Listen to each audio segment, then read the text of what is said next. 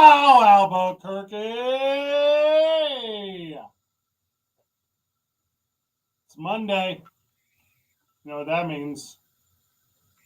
That means because it's NBA free agency today, we didn't have to prepare anything for the show because at 4 o'clock Mountain, everyone signs, even though there's no collusion.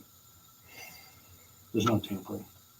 Before we get into the dirty business, they signed 601 of free agency, let's get into the dirty business of dust in the air right now. Be careful out there, friends of the show. There is a dust alert. There's a dust alert. There is a haboob coming. A what? A haboob. Damn it. Can you make me Google something? It's a giant wall of dust blowing into a metropolitan area. There's a haboob coming.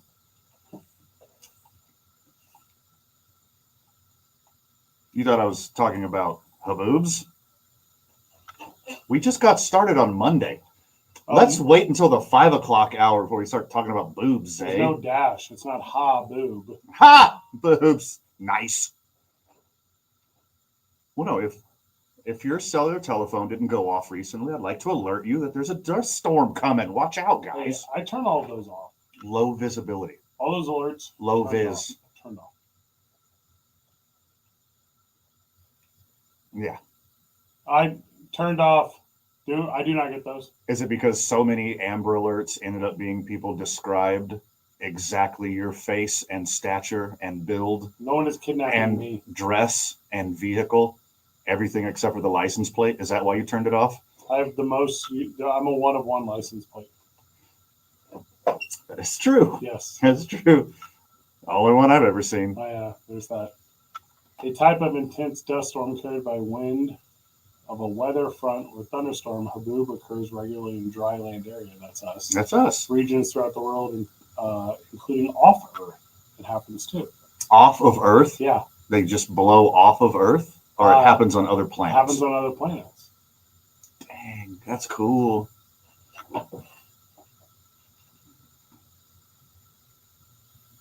If Mars is in fact real. Okay, noted. Jury's still out. There's not a deliberation on this. I mean, there's a giant conspiracy of NASA that, we're obviously living on a flat Earth in a geodesic dome, and all of the planets that seem like they're, going around the sun. It's all just for show. Yes, we could see them all the time, depending on where you are on the planet. But it's just a facade, man. It's not real. The moon landing was fake. The Earth is flat. The moon landing was not on Mars. I feel like you're combining multiple stories. Haboobs were started by a giant lawnmower in Phoenix, Arizona, man. Big Doppler's been behind it the whole time. And Steve Stucker's been in on it the whole time. Steve Stucker. The great and powerful haboob. I don't know if that's true. What did you Google? Coming back to a real... I think I see it way more often.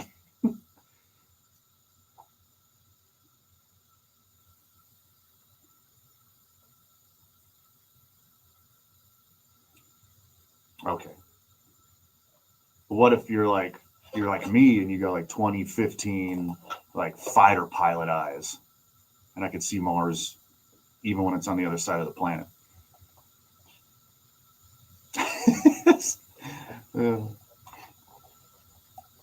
Sometimes I feel like I missed the train to Mars. Go on. How far are you away? 30 seconds? Isaiah.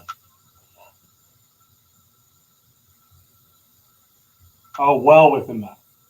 Especially if you go to Olympus Mons, because it's closer to the space part. It's the largest volcano in the entire solar system, Olympus Mons.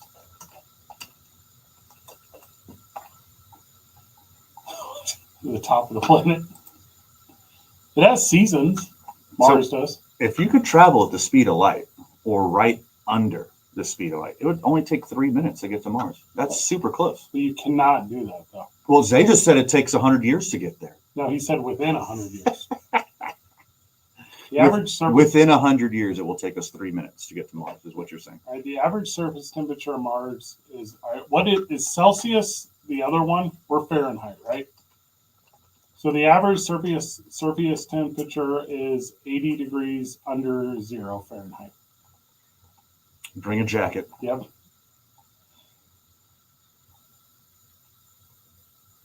That.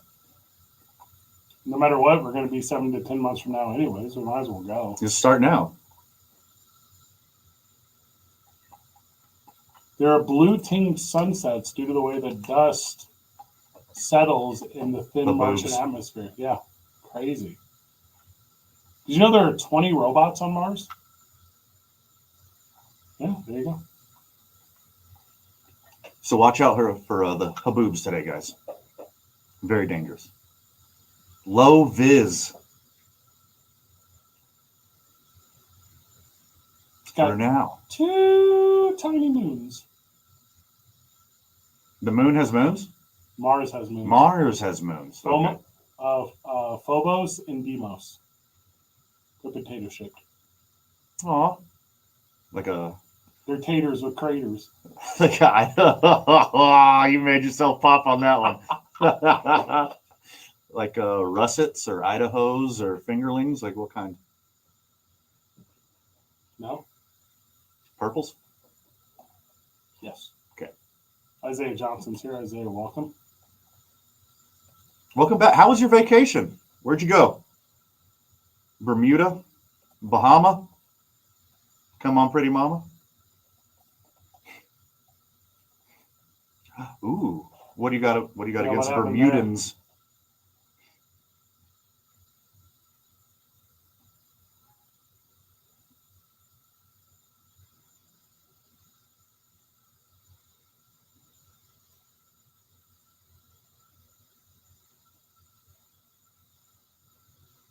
Well, what if you go around? Yeah, go around it. Just go around.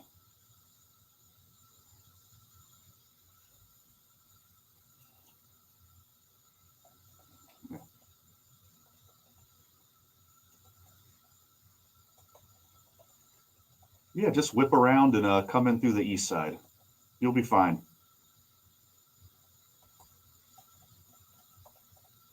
I thought the Bermuda... Starring Jason Statham. That's a good question. I thought the Bermuda Triangle had something to do with like pirates' gold. Is there like there's like lost treasure at sea? So we're going to mention haboobs and booty in the first segment of this program. Thank you. Yeah. So yes, it's a good show. It's a good start.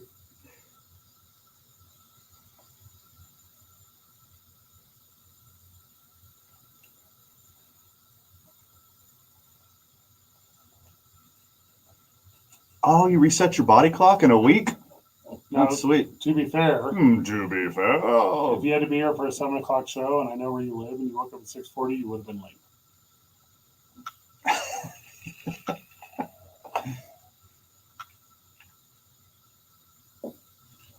The alarm animal.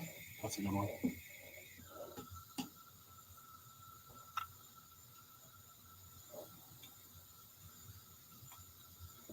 So Dude, I'm jealous. I'm a snoozer. I'm not. I love the snooze. Why don't you put on a little makeup?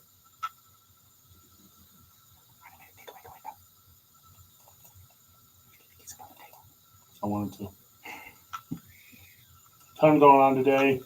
What we had to do in the industry was kill 10 minutes so that the NBA free agent signing would start coming in. Stoked. I do have the numbers, though. Are you guys ready? The NBA has officially set the salary cap. All right. So the number is $154,647,000. Okay, what's that number again? 1,000,000. No, can't be. 154,000,000. Okay, that's better. 647,000, which was the projection all season long. And it represents an increase of 10% on last season's 140,588,000. And 10% due to the collective bargaining agreement is the max at which the salary could have increased, and it did. Congratulations, new signees. All right. Well, mostly Max guys. They all got, like, LeBron James got 10% over or whatever. Max Christie, Been a lot of years since Max Christie. Vernon Maxwell. You got one more? I think I'm maxed out. Maxine Dupree. Shout out to Max Machado. Oh.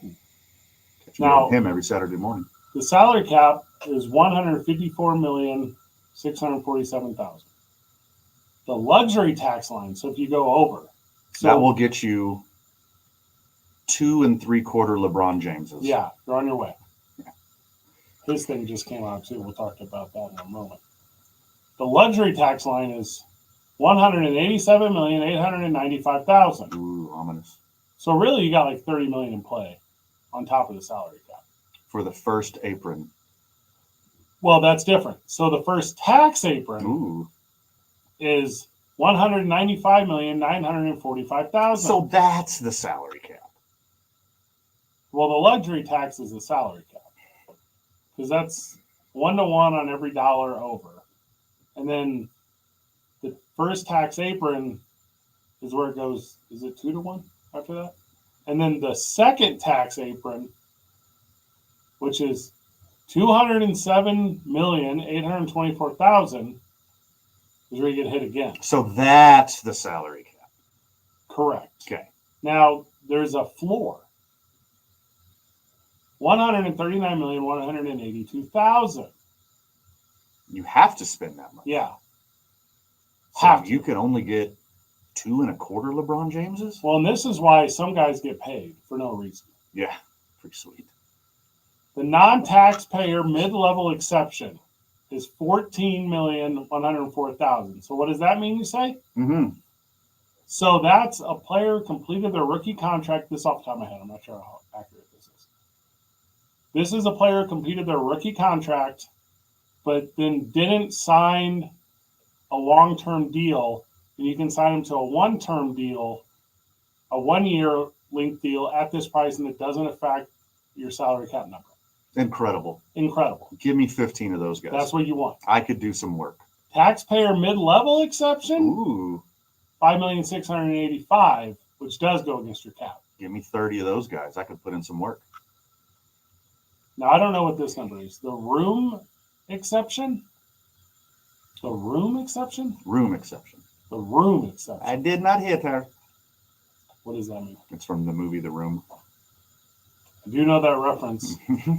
You're welcome. So now I'm mad.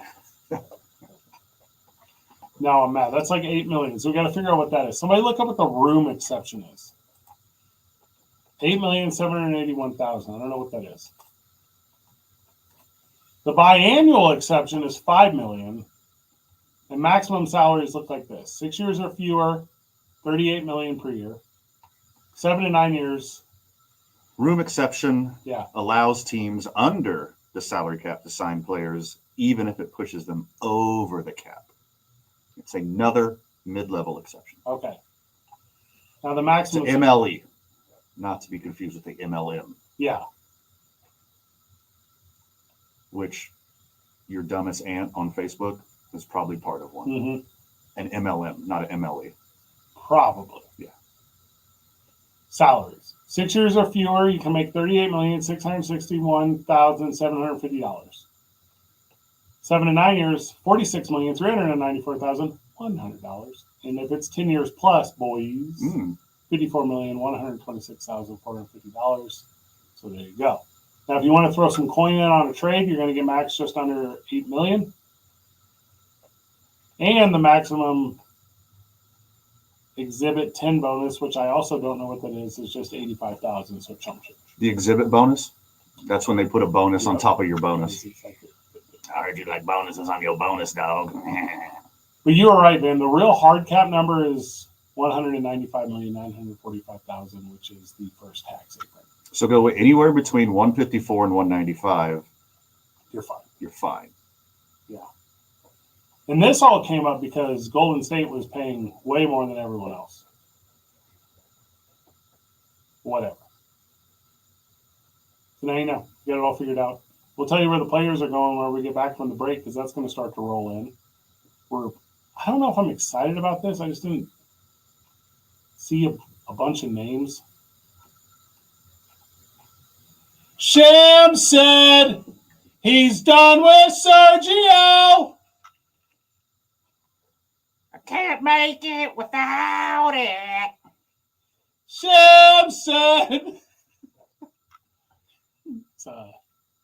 As far as songs about people's names, it came out before you were born, I yeah. think? There are not a lot of, I guess there are kind of a lot of songs about James. That one's meta, because that's a song with Jane in the title of the song. Yeah, Jane and says. Jane in the title of the band. Not a Jane in the band. Jane's addiction. Correct. So maybe they were addicted to Jane, therefore the name of the band, and... Makes sense. It's their biggest hit. I would argue it's their only hit. I'm a big Mountain Song guy. Mountain Song is also a hit. Goes pretty hard. I retract everything I said. It's okay. So those two hits.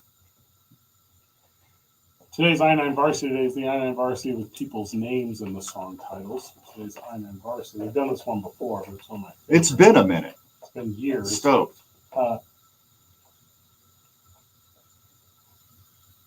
For free agency. Is it full moon? Is it a full moon? Is that why you said that? Is there a haboob there too? Is that why it's so active? Active with dust and low visibility driving conditions? When we get back from the break, it's also our incidental soundbite of the day, which is us coming back to Jane's Addiction, which will be a lot of fun. You're welcome, Zay. Zay, it's Jane's Addiction. Also, welcome back, Zay. Jane says. We'll hear about your vacation later. Yeah, later in the show. We got 3 hours. I've always wanted to go to Aruba. I'm jealous. Jamaica. Ooh, I want to take you to 95.9 FM and AM 610. Hey, sports animal.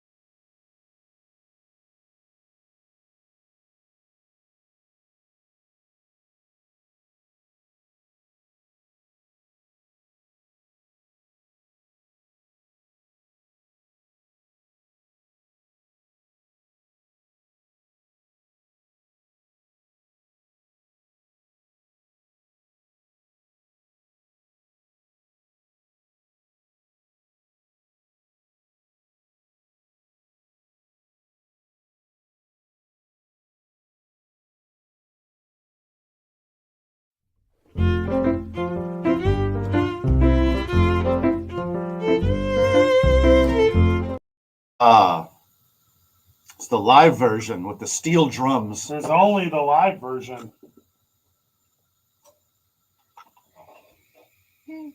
Rag doll. Gee, that's television. Why? I don't know. Oh, I'm nothing. What did she say? Also from the texter. He's a storyteller, Fred. He's a storyteller. 100%. Good story. From the texter from the show, Kevin says, "Been caught stealing. Come on, man." Also a banger by James. I don't know if it's a banger. It's a banger. It was popular. It's a banger. Not a banger to me. I'm going to say it's a double banger.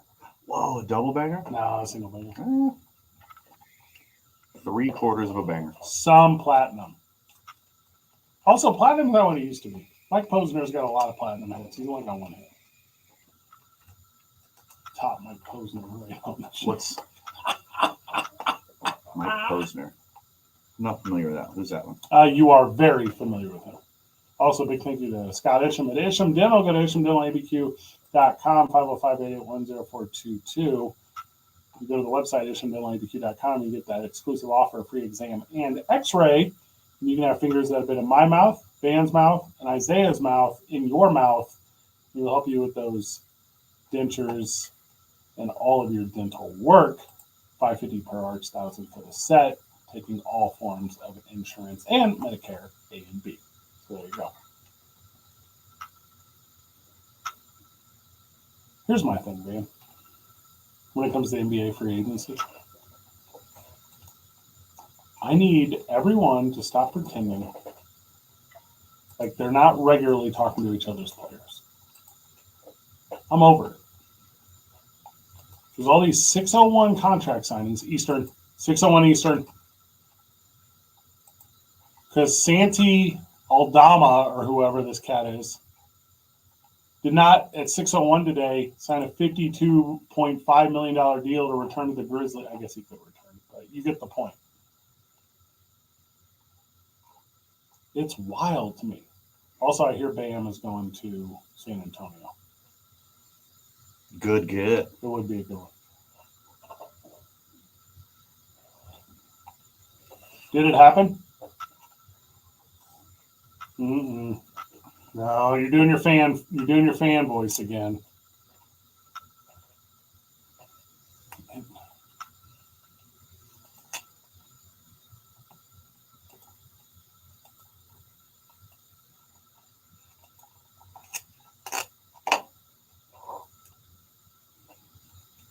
LeBron said if they make some moves, he's down with Sergio. He'd be very down with Sergio. Yeah.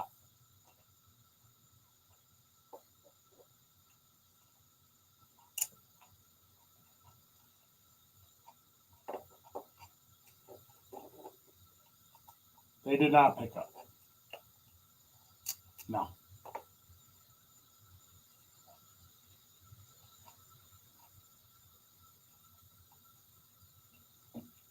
No, translation is bring in Brooke Lopez. That's what they're going to do.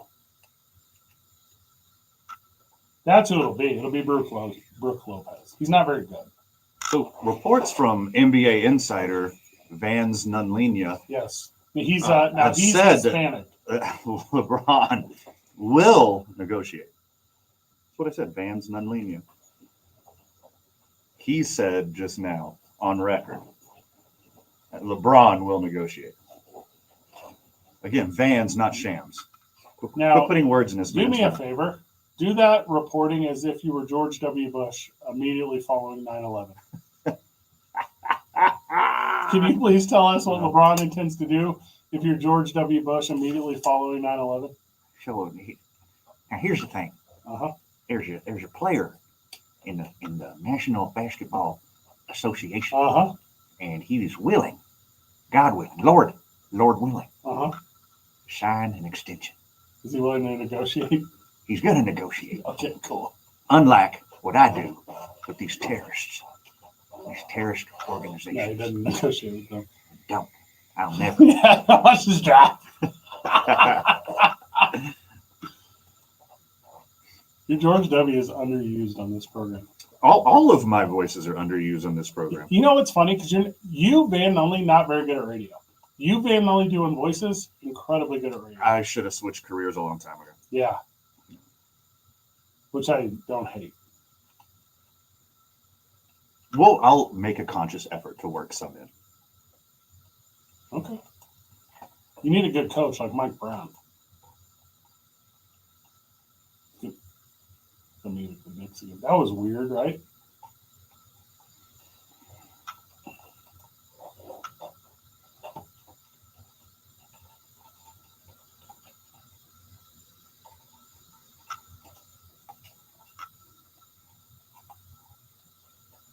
That is a person, yeah. Correct. It's one you should have known. Yeah.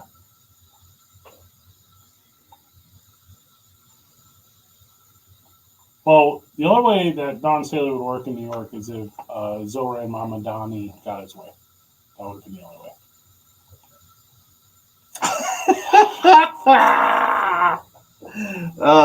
He is the 33-year-old communist who is going to become the Now hold on. mayor of New York. I'm just saying what the president said. I'm just reading you. Put some respect on that man's name. The president said he was communist. Democratic Socialist. Oh, okay, Democratic Socialist. Yeah. But this is what he wants. He wants women to take men's jobs. So, here we go. That's cool. Now, he used to play for the Lakers. I hope for not a lot. Is it not a lot? That's fine. That's a deal. That's a good fine. deal. That's fine. That's better. Do you take Austin Reeves with him? Who's us? Again, here we go again. We didn't have to fight this at all last week. All right, I buy that. I'm in on that. I subscribe to what you just said. Yeah, got it. Yet.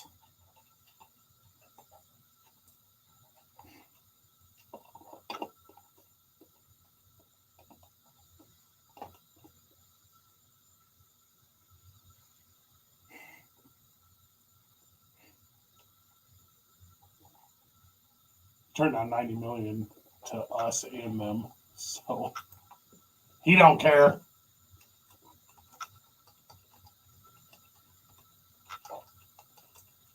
All right, do me a favor. Update me and the friends of the show on who Rob Pelinka is.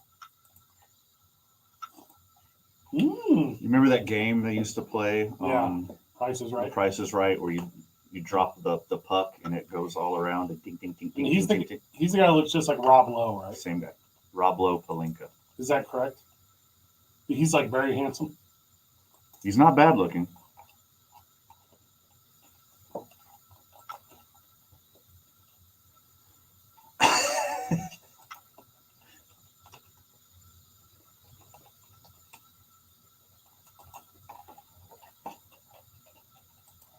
Okay, now that you mention it, he looks like Kirtland's signature Rob Lowe. He looks like Rob Lowe. It looks like his name is Benjamin. And if he were an ice cream flavor, he'd be Pralines and 2 Men on 95.9 FM and AM 610. The Sports Animal.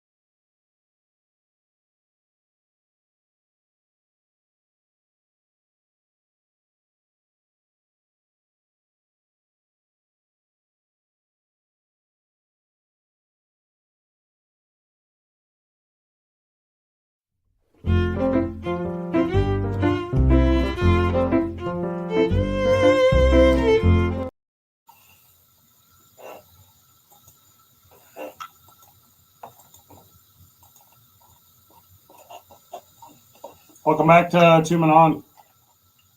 505-246-0610. Literally whatever you got going on in your mind. First day NBA free agency. Paul Reed goes to the Pistons 2 years. I guess that's a story. I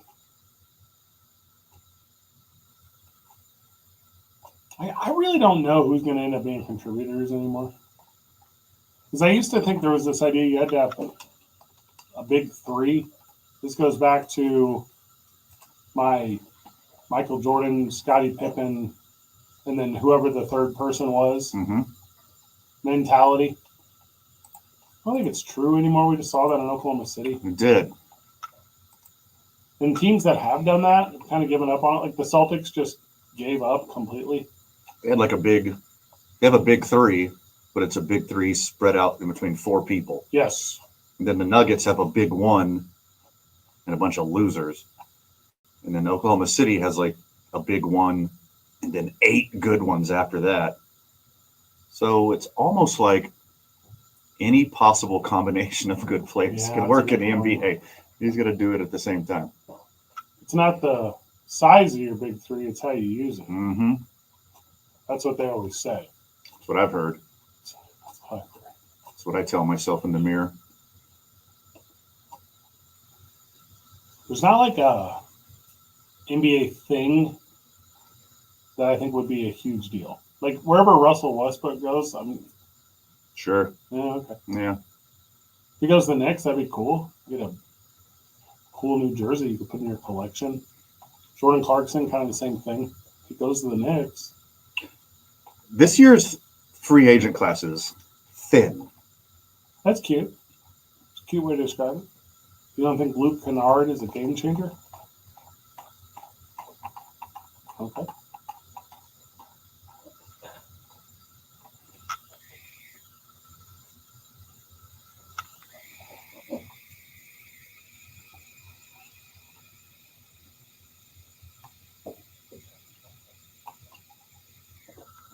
Well, Indiana's cooked next year. Yeah, they should sign 0 players, and they should trade any players that are good right now for players that'll be good in 2 years.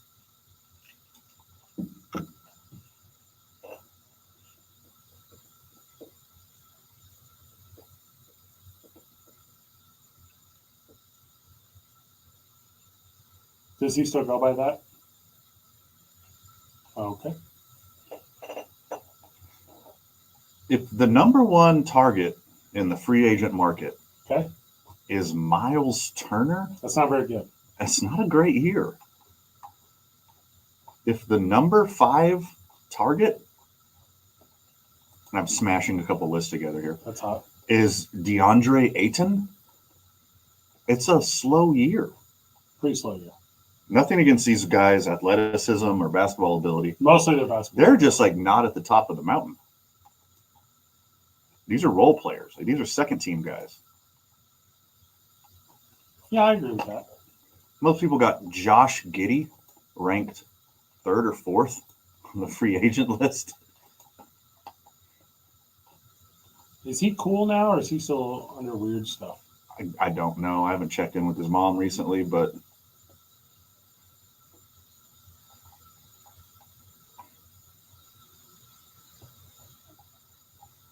The act was weird, but he was maybe lied to. Is that my understanding? Because he was in a club that should have been adults, mhm. and he got, I believe in the industry they call it lied on. She lied on him. Yeah. Well, I think they lied on each other. Oh, he lied too? Oh, that kind of lie. Yeah. Okay. Nice. If one of your top 6 free agents, and I know I'm about to know your response here, Fred. Nickeil Alexander Walker. Who? Exactly. Player of 9.4 points per game, 2.7 assists per game. If that's a top 10 guy, if you ask me, do I want to give Nickeil Alexander Walker a max contract? My answer is his initials. Who? His initials are Nah. Oh, my bad. It's okay. I couldn't spell Nikhil. Begins the N. Wow. Ends with a keel. The Memphis Grizzlies and Jaren Jackson Jr. Good get. 5-year, He good. $240 million. You can go. Maximum renegotiation and extension sources. Okay. Re-signing Santi Aldama was a good get. He's not a superstar in the league, but a really good contributor. Not going to take the world over, not going to take a game over, but he can help a good team. If you're going to get signed by a team, but they try to set up a Zoom with you, do you take it as an insult or efficient? Embracing technology. So, the headline I read was Dennis Schroeder and Russell Westbrook are both taking Zoom calls from Sacramento. And maybe you don't want to go to Sacramento, but also if you're going to play there, you're probably going to live there, so you should probably just go there anyways. Mm-hmm. Take a look around. Yeah. But if you're See where the In-N-Out burgers are. Is there one on the way home? There's a lot. Yeah. Every exit, I think. In Perkins. There's a lot of Perkins out there. If the Kings get both of them, that would make sense because one of them plays good basketball and the other one's Russell Westbrook. You can still go. I'm hearing you. You're going to have to say one more thing to convince me, though. You can still go. Okay, that wasn't it. You just repeated. What do you get? He goes like 12, 13 points a game, 5 or 6 assists, 5 or 6 rebounds. So he's a good contributor. How many points per game? 12 or 13. That seems generous. He's a single-digit guy, I feel like. That's what I feel like. Nah, I got you. All right, take your time. If you got Russell Westbrook coming off your bench, you're probably a good team. See, okay, so we talk about role players? Yeah, totally. Talking about starters? He's a role player now. Okay. He got votes for 6th man of the year 3 From- out of the past 5 years. From who? Last year, 13 points per game, 6 assists per game, 5 rebounds per game, and I don't want to talk about his shooting efficiency. That's 2 more baskets per game than I thought he had. It's pretty good. It's like a hard 2 more. When we get back from the break, we pray that anything happens in NBA free agency. It's 2 and on. 95.9 FM and AM 610. Hey, Sports Animal.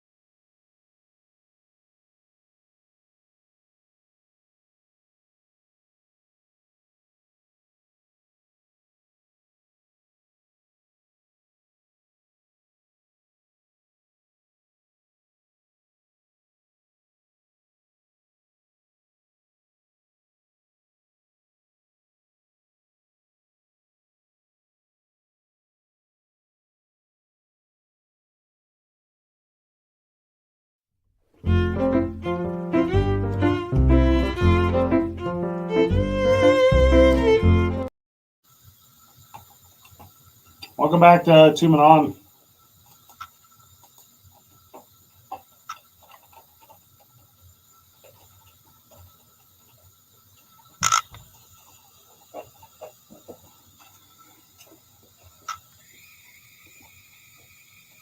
I like this little song.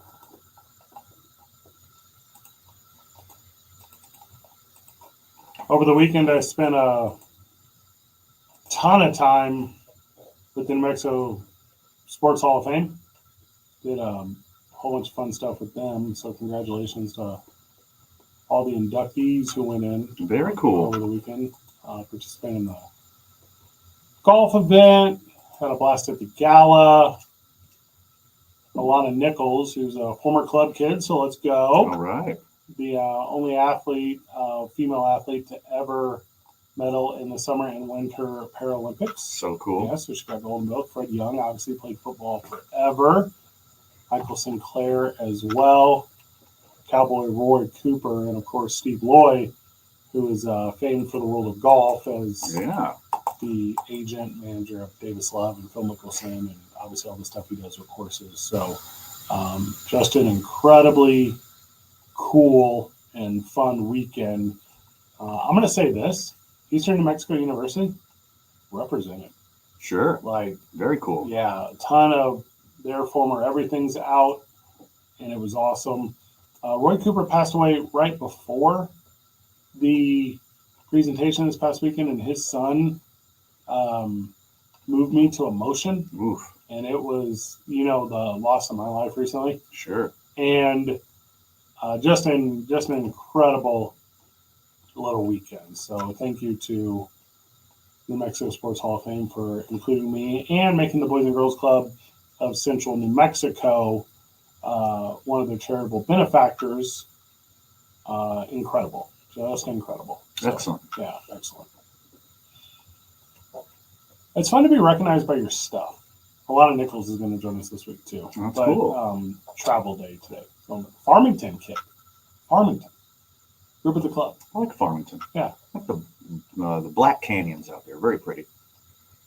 I agree.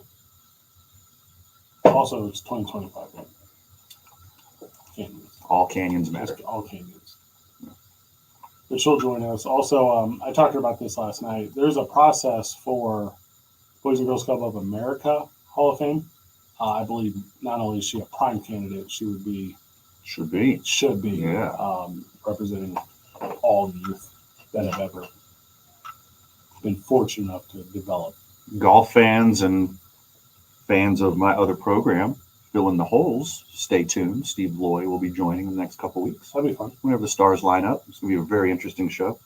I connected with him more than anyone over the weekend. His story is unique. Went to Sandia, multi-sport athlete, kind of thing. Had just a tragedy of a childhood where he suffered from a frostbite and some stuff, and it was foolishly trying to traverse the loose trail as a kid late in the December night. And then able to overcome all those obstacles and be a quarterback and be a golfer and coach at a bunch of different levels and agent two of the best golfers that have ever lived. Pretty good. Wore a lot of hats, did a lot of cool stuff. Still doing quite the story. Well, and his foundation too, like, not to put him over without him being on the show, but the Steve Loy Family Foundation, as important of a giving entity, recently gave a very generous $2.5 million donation to Eastern New Mexico University's foundation for sports student athletes. And he's a guy who's got it character-wise. He's a guy who's got it character-wise. Hard agree. Grab a break. We'll get back. It's 2 Men On. 95.9 FM and AM 610. The Sports Animal.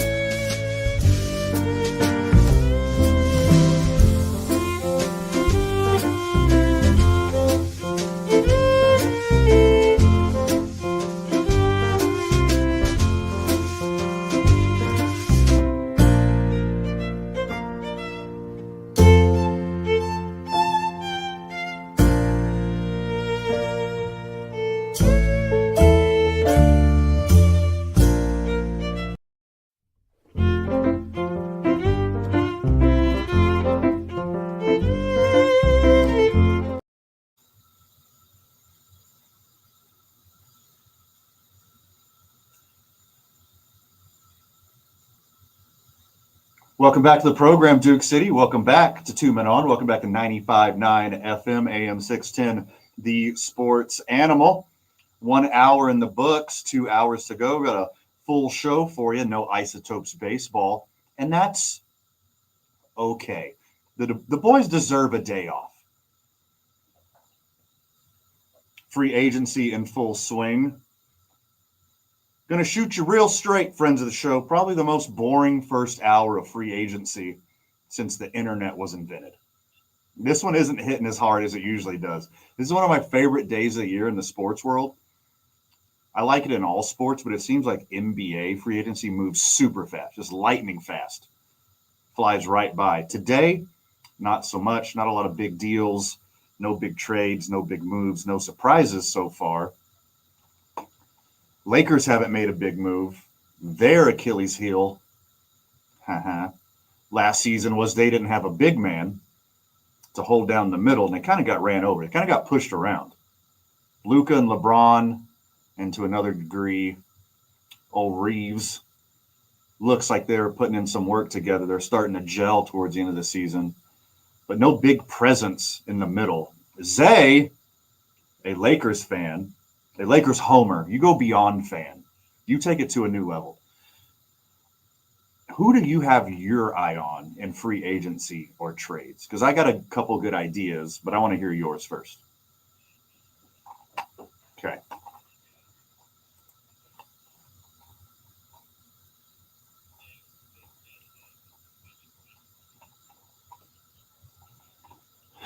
Fine, I'll Google it.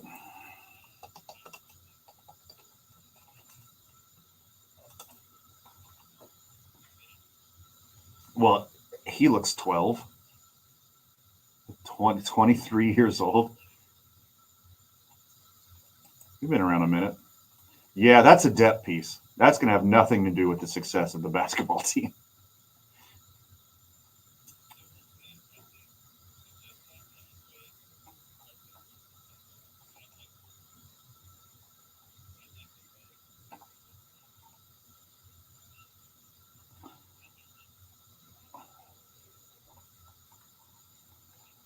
And again, I think if LeBron gets a serious piece, he'll rip up that contract and renegotiate.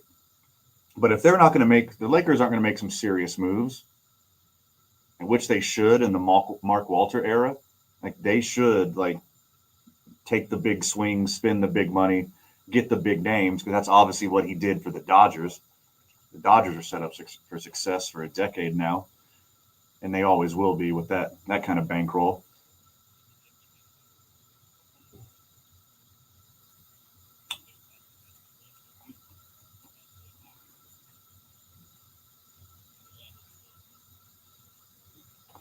Yeah, they're putting the pieces together.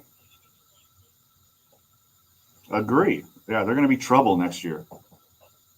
I mean, whenever Anthony Davis can stay healthy, they're going to be big trouble. But I agree with you. I think going back to the Lakers center position, I think they should go after DeAndre Ayton.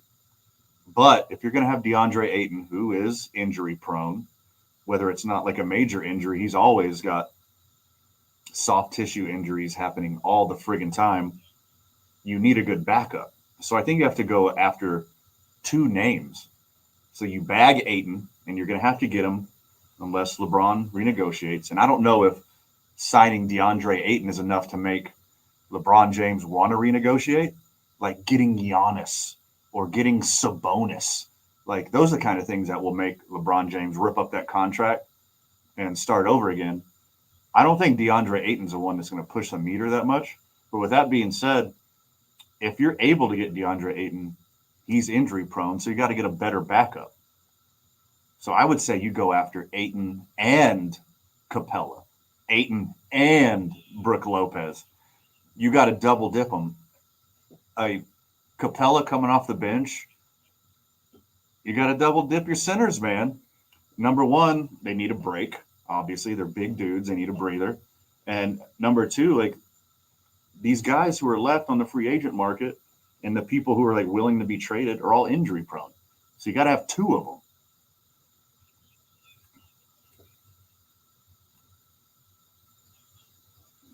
Now that you got Luka, you don't care about LeBron anymore.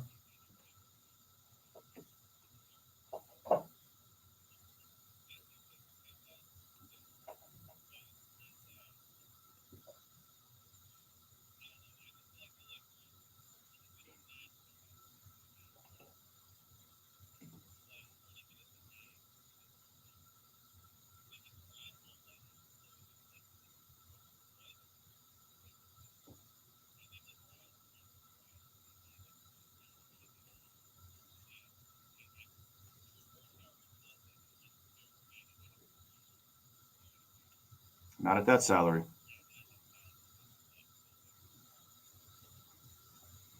Yeah, I think there's some hypocrisy going on here. Like he just says he wants what's best for his team, he wants what's best for the organization, and then opts in for the max. Like, come on, man. What do you do? What are you doing here, man?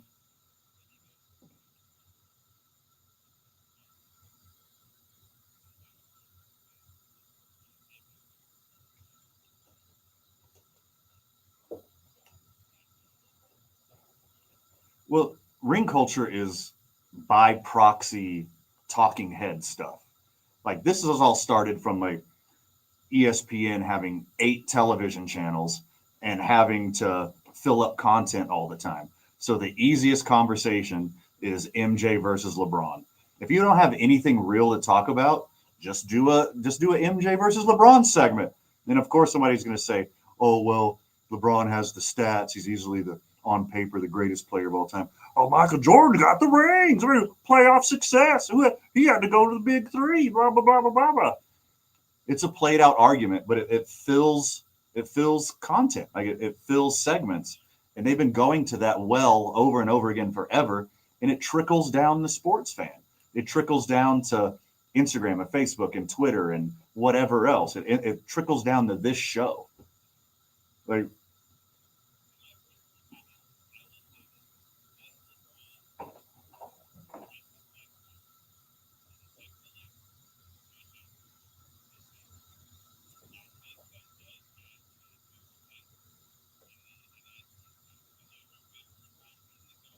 he's the boat.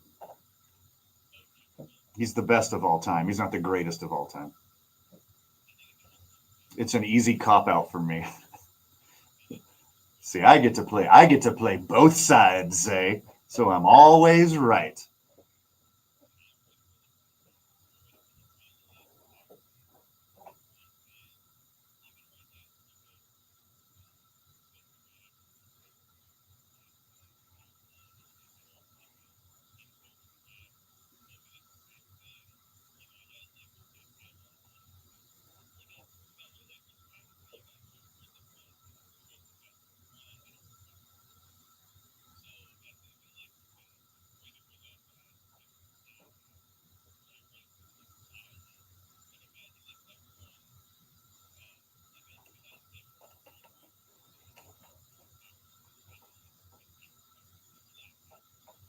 Yeah.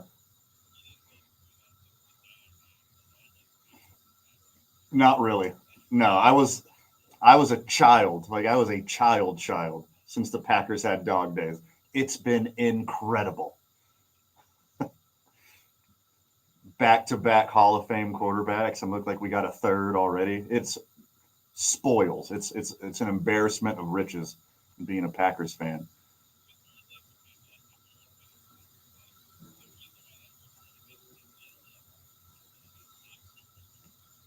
Yeah.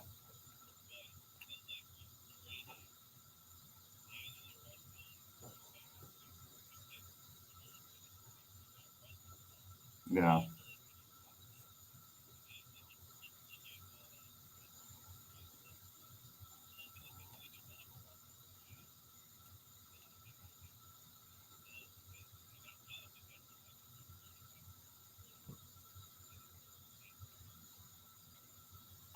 For one of their 8 draft picks,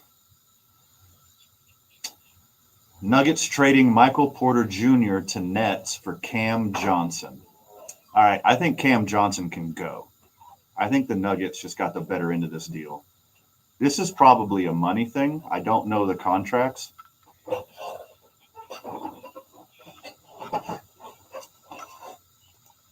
Okay.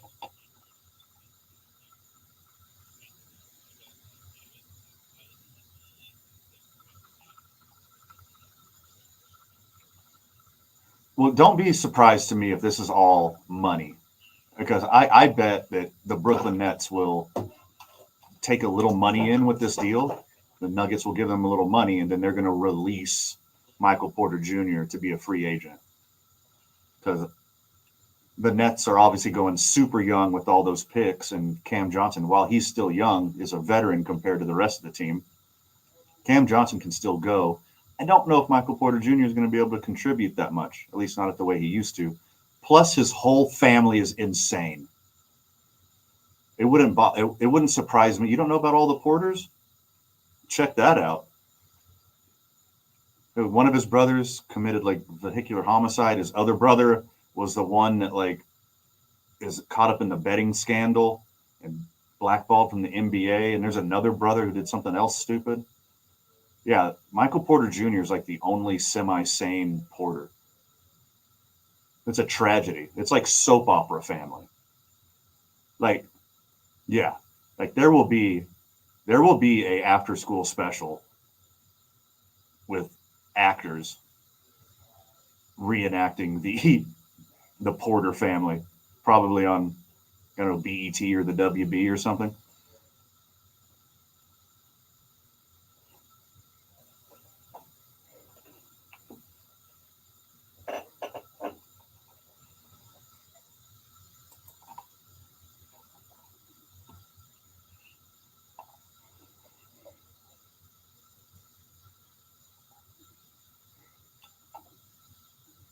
Yeah, I saw Netflix is trying to sign a bunch of individual athletes to tell their story. Like they signed LaDainian Tomlinson a couple days ago. They signed, oh God, who else a few days before that?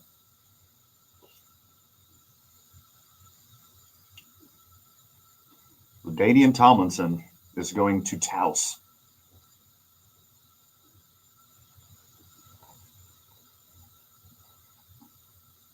That is wild. Did you hear the reasoning why Taos?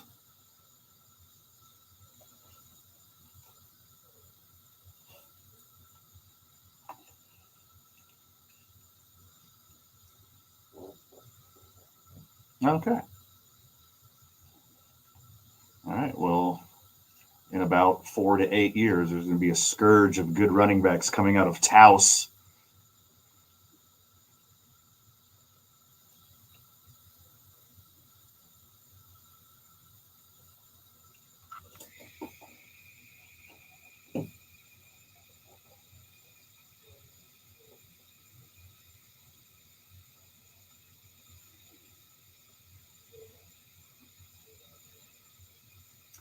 Yeah, for sure.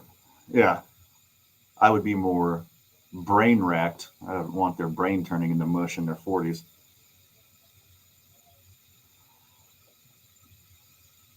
Yeah, I mean, I taught her all that stuff. I played catch with baseball mostly, but she knows how to shoot a basketball. She knows how to hit a golf ball. She knows how to throw a football. Like she knows all the basics. She just never got into it.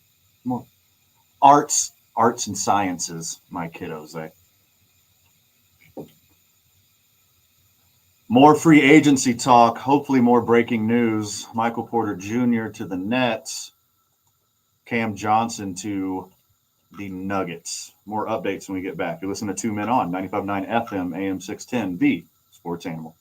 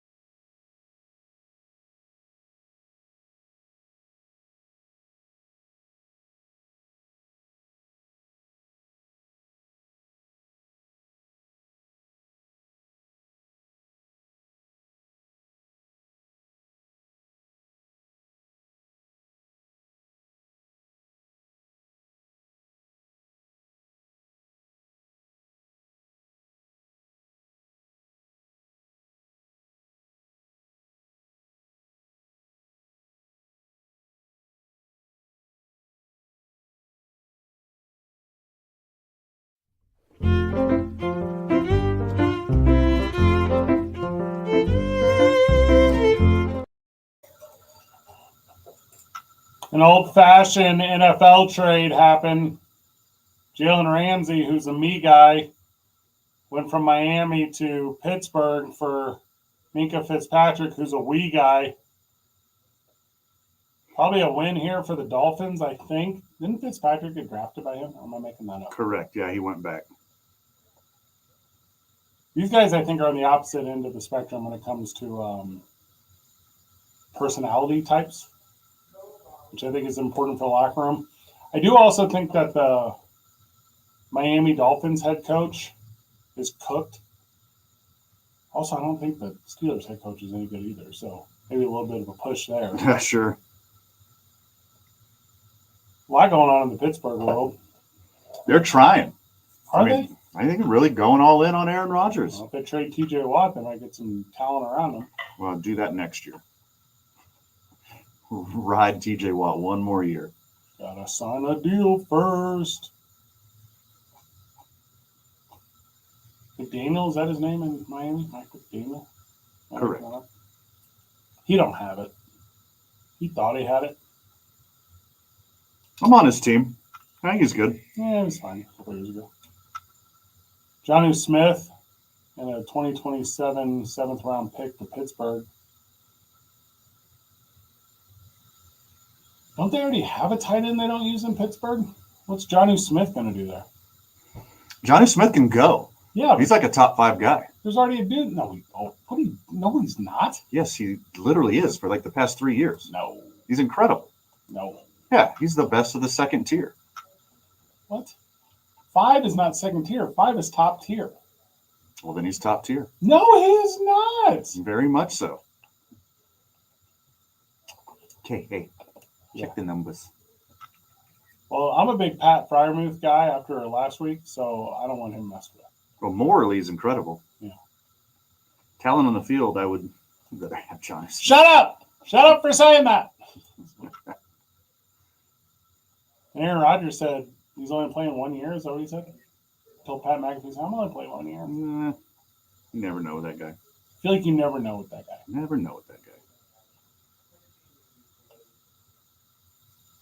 guy. Ever? He just lies all the time. That's his thing.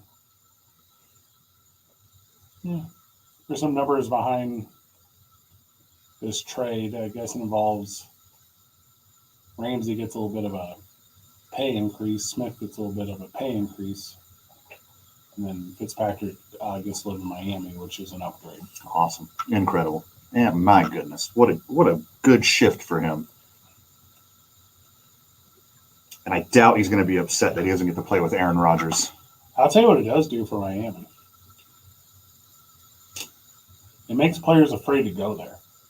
Because you can go there and be really, really good in the best city in the country, then they just trade you. Like, do they not care about you? No, they do not.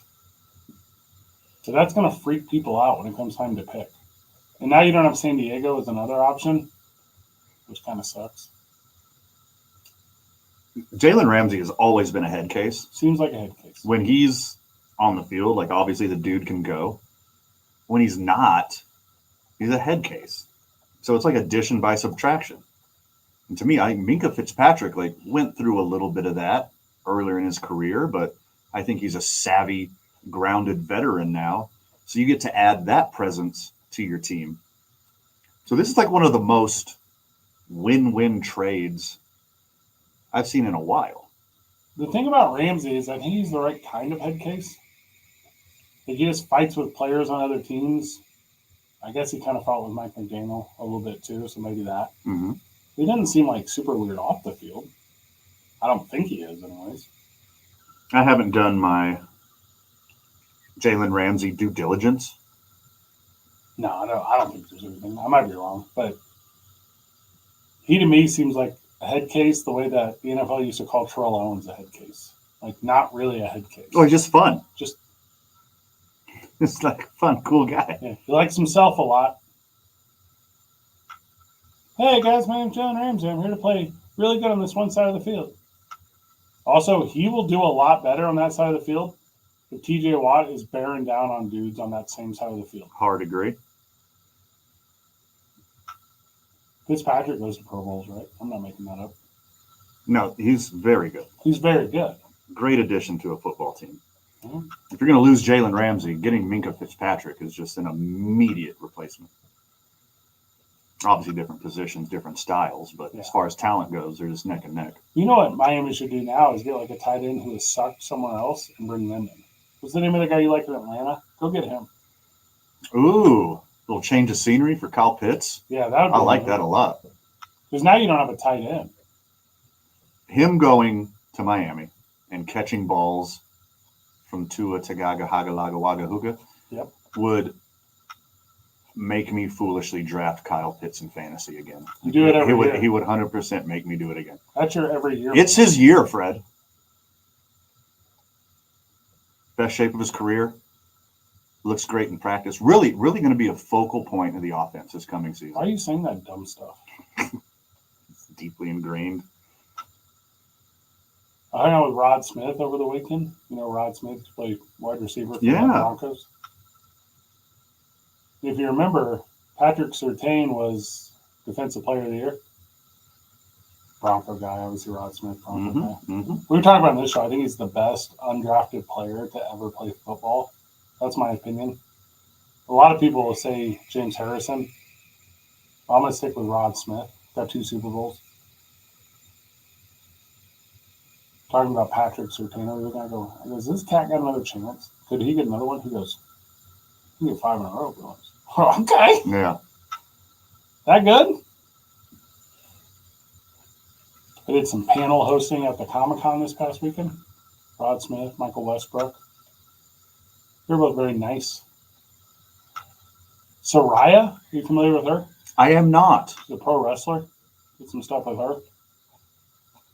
She drew.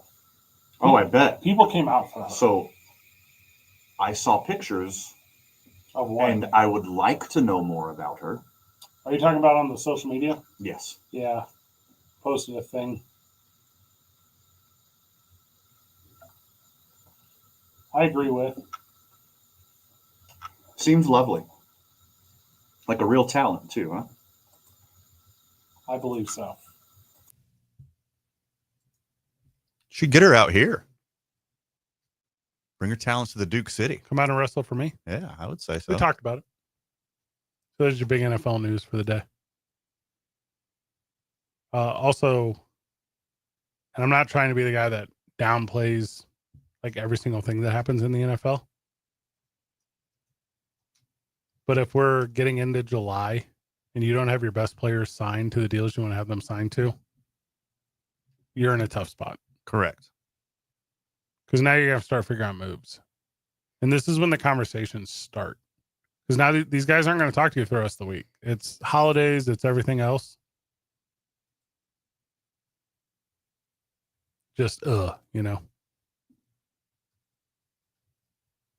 Last thought on the NFL before we go to break. If you think you're going to lose your job like Mike McDaniel, who I think there's only 1 year left, and there's a player that you don't like, ship him to Pittsburgh. They're going all in. Got some picks to spare. Well, also, I mean, if I can't be in Miami, no one can. It's 2 Men On 95.9 FM and AM 610, the sports animal. This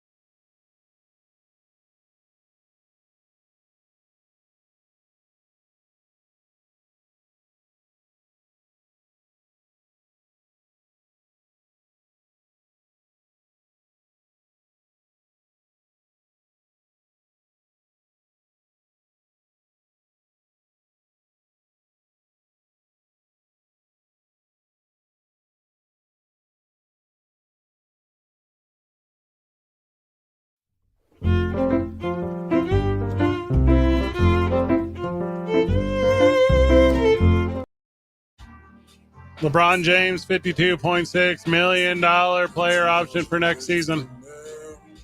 That's the most money he could get. He took it. Congratulations. Congratulations. For LeBron James and the LeBron James family. They are set now. You finally got some money. Set. You worked so hard your whole career for this payday. Took a while. Clint Capella, 21.5 going to the Rockets. I guess that's a return. Returning to the Rockets. Returning to the Rockets. Okay. Yeah. Like I said, probably the best backup center in the league. I like that deal. I like it a lot. The Rockets are making some moves with that money that they saved on Fred VanVleet. I'm going to read a sentence to you. All right. Pelicans return from Brandon Ingram trade. Okay. Original package was Brandon Ingram for Bruce Brown, Kelly Olynyk, 2026 first round pick. That's from the Pacers. 2031 second round pick from Toronto. Bruce Brown leaves for Denver. Olynyk was traded in a package for Jordan Poole. Sent the 2026 Pacers pick back to them for number 22. Flip number 22 in their own unprotected. Select Derek Queen. So I just want to make sure that was clear. It all gets so confusing to me. Also, I recognize if you couldn't trade draft picks, none of this would work. But it'd be a lot easier if you couldn't. Be a lot harder if you couldn't. Luke Cornett, $41 million deal with the San Antonio Spurs. That's about 5 minutes ago. Sure.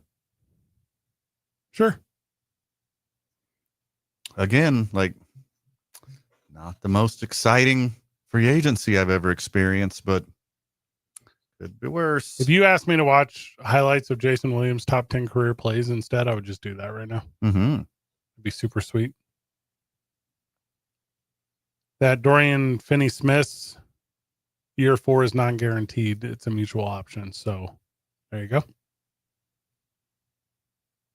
D'Angelo Russell will have a player option in the second season of his 2-year deal, $13 million, obviously to Dallas. Kevon Looney, 2-year, $16 million deal with the Pelicans. So they're starting to roll in at this point. Yeah. And if you're trying to get into the association, Dennis Schroeder signed with the Kings. If you're trying to get into the association as a fan right now, get through this part and all the little rosters will be set relatively quick. And then not October, not December. And it used to be Christmas Day, but not anymore because the NFL took that over. Start watching around like New Year's. And then you're set. Hard agree. Historic. I mean, it was Christmas forever, right? Like NFL obviously was like, oh, we need Christmas too. Give us Christmas. Yeah. I remember NBA. Obviously, I followed sports year round. But NBA on Christmas to me was like, that's when it starts. Yeah. And then shortly after, it got the All-Star game and Slam Dunk and all that good stuff. And then you start paying attention. Chris Paul still out in the market. You want a 40-year-old Chris Paul on your team? No. The Rockets are getting good players underneath market value. Got Clint Capella, 3 years, 21.5. That's cheap. It's a super cool city. city. Cheap. Texas is the spot. If it wasn't for all the Texans, it'd be cool. Yeah, hard agree. And the sweltering jungle summers. Yeah, that part sucks. That part sucks a lot. Bulls re-signed Trey Jones. That's not really a big deal to me. Grizzlies, Ty Jerome, 3-year deal. So there you go. I mean, they're all kind of coming together.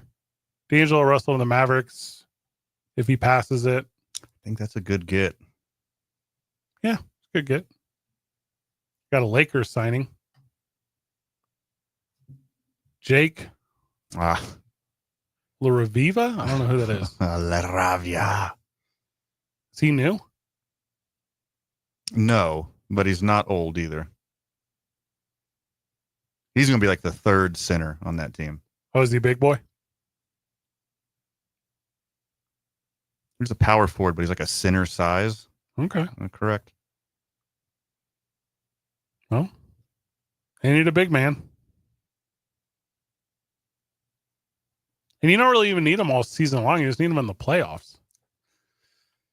I need to win a few games in the regular season to get you in the playoffs, No, but not in the NBA. I get what you're saying. If I'm the Lakers, I'm not even signing a center until the trade deadline next year. Ooh, no, they need one to start the year. They're Yeah. going to lose. They're going to lose a lot of games if they don't have a center. If I'm the Lakers, I'm doing nothing and waiting for someone to call me to trade me their best player for no reason. That's my move. Anthony Davis back to the Lakers, confirmed. Dang, that's the deal. Go get him. Celebrate. Do really good with all of the best players available. And with how thin the free agency is right now, if you are a team that thinks you're in the mix, don't just waste it on a guy that might not get you exactly where you want to go. What you need to do is get those draft picks and wait until midseason trade deadline acquisition, blah, blah, blah. Yeah, teams get a little more desperate to get value out of their players at the trade deadline. But I'd rather have a team set at the beginning of the year, let them play together, let them gel, let them become an actual team. Sure.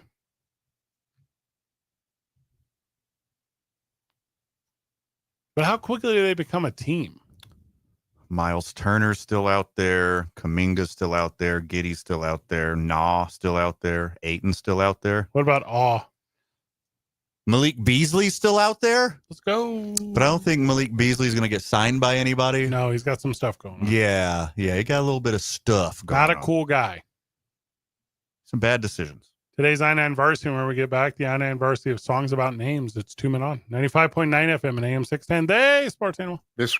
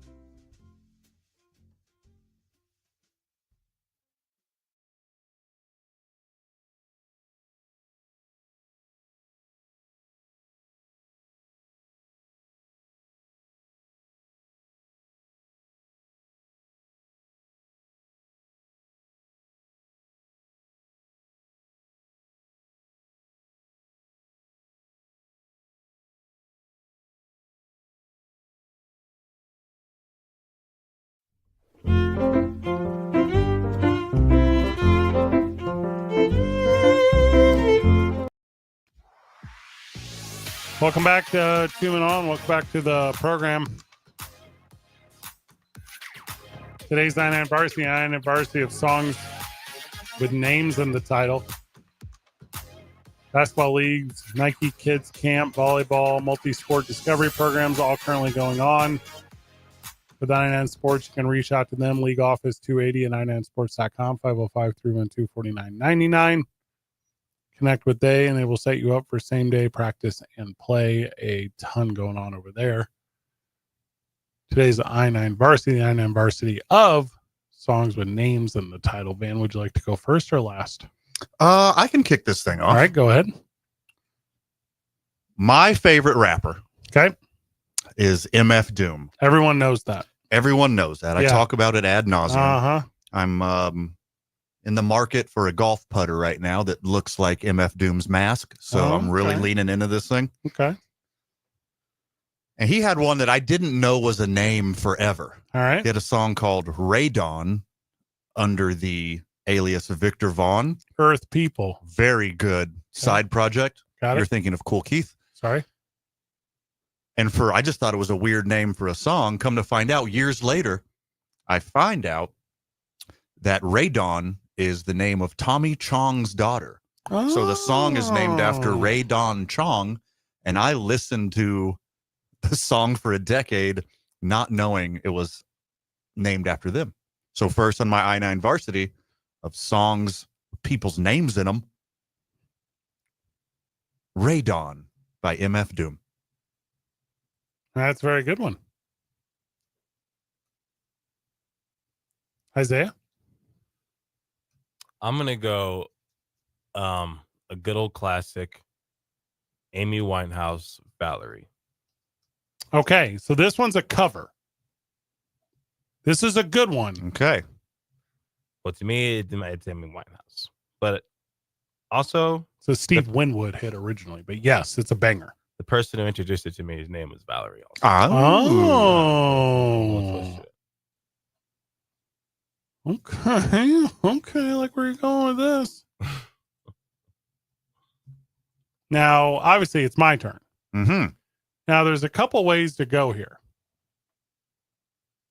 And I'm not gonna tell you I didn't consider doing songs that are all about my own name, Fred, Yeah. because I did. Mm-hmm.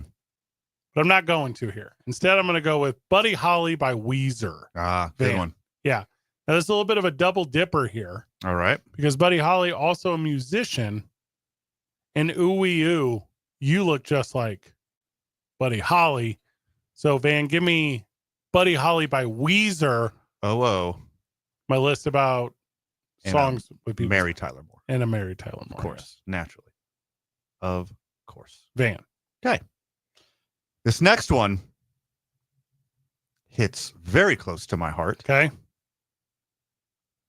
because this is about my daughter. Oh, okay. Me and her mother decided to name her name, which I'm not going to say on air, because, Right. privacy reasons. I know what it is. But yes, you do. I'll go ahead and say her middle name It's Today. Russell. because we decided on a first name, which is beautiful and fitting to her personality. Yeah. And, her kindness and I aura. agree. Yeah. Patrick. But we didn't have a middle name until we were on the way to the hospital Okay. when her mother was in labor. We couldn't decide on a middle name. So I was like, well, how about this? And in the CD player was Renee by the Lost Boys, Oh, which is a song from 1996 Yeah. album Legal Drug Money. okay.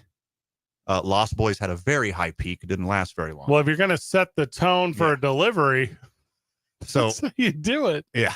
So we decided on Renee on the way to the hospital. Uh-huh. And it wasn't the best choice. It's a beautiful name, Yeah.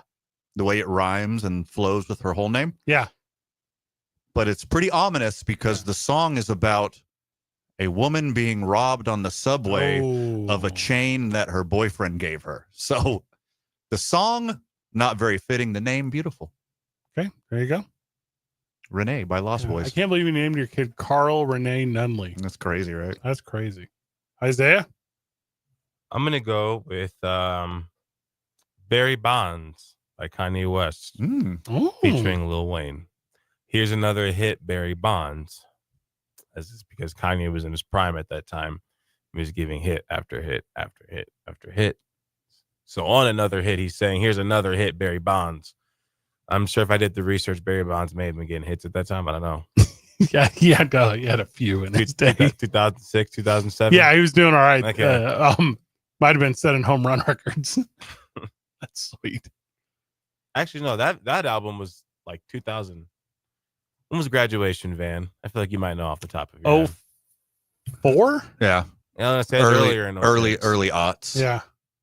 when he was probably the greatest artist. He had a run there. And then He's going out AB style. yeah, it went crazy. Yeah, it went super 07. It was apparently came out on September 11th, 07. He had already started then. That's all right. So I got a good one here. Peggy Sue Van. Okay. Of course, that's performed by one Buddy Holly. So give me Peggy Sue, which is an absolute banger. And if you're not familiar with it, take the time and snap back to late 1950s pop rock, because Peggy Sue Yes. is an all-time song about ladies named Peggy. This is some Inception stuff you're doing here. You went from a song titled Buddy Holly Yes. to a song by Buddy Holly.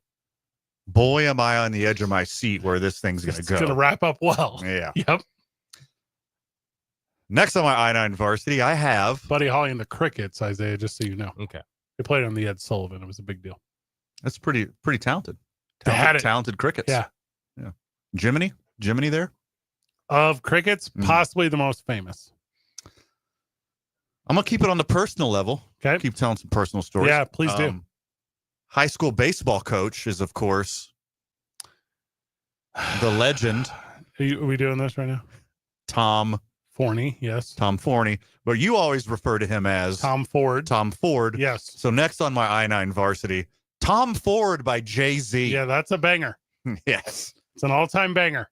From the legendary Magna Carta Holy Grail. Magna Carta Holy Grail, the collab with Justin Timberlake. Absolute banger. That whole suit and tie thing. Mm-hmm. Incredibly Pretty good. hard. Pretty hard. Tom Ford by Jay-Z. Next on my Good I-9 answer. varsity. Isaiah? All great songs. Yep. I'm gonna go with Natalie by Bruno Mars. Underrated song. I'm not knowing that one. A banger. It's one of those songs where if you hear it, you'll remember hearing it maybe once or twice. Be stuck in your head for a good little minute. Also, he's Bruno Mars, so you can like effortlessly have a song be very, very, very catchy without it being a hit. So yeah, that song is on the playlist. In a special place. Mm-hmm. Never met a Natalie that had any effect on me too, by the way. So that's not the shtick. Yet. Yeah, we don't know. Yet. Yeah. This one's going to sound like a reach to you guys. Okay. It's American Pie by Don McLean. It's about when Buddy Holly died. It's about when Buddy Holly. It's the day. The exact day the music died. Well, February made me shiver. Honorable mention. Yeah. Both by the hip hop group Felt, Okay. which is of course Slug from Atmosphere and Merce from The Living Legends. It's a tie. Morris Day and Rick James, both bangers. Highly recommend you bump them. The real answer was Stand by Eminem. I skipped out on that one on purpose because I thought you would do that one. I was going to do Dear Mama, but I didn't know if Mama counted either. It is a name. It is the name. Not a proper name, but it's a name. Do you have a Hey There Delilah on your side, Isaiah, or no? I was gonna say Ben by Michael Jackson, but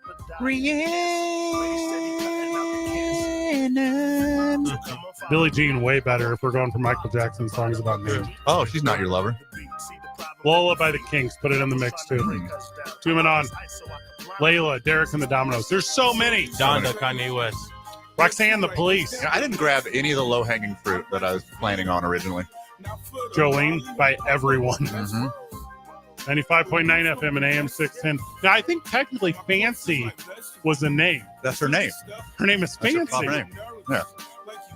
You know what this I-9 varsity didn't do? Didn't let me down. The sports animal.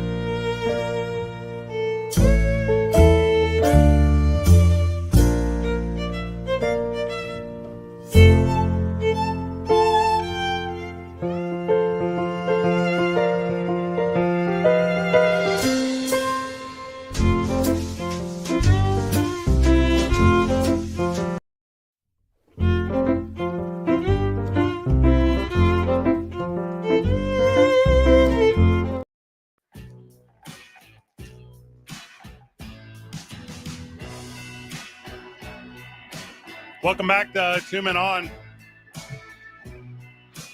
6 o'clock hour. Phone call hour. 505-246-0610. Call the program if you want to call the program.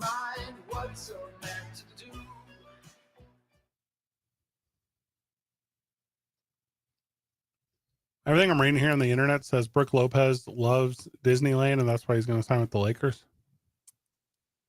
He's actually signing with the Clippers. Is that also in Los Angeles? Yes. All right, Super Tracks. Dang, flip a coin. Same, it still works. Yeah, and he's confirmed a Clipper. So the Lakers is looking like DeAndre Ayton or bust. He loves Disneyland. Don't quit holding out hope for Giannis.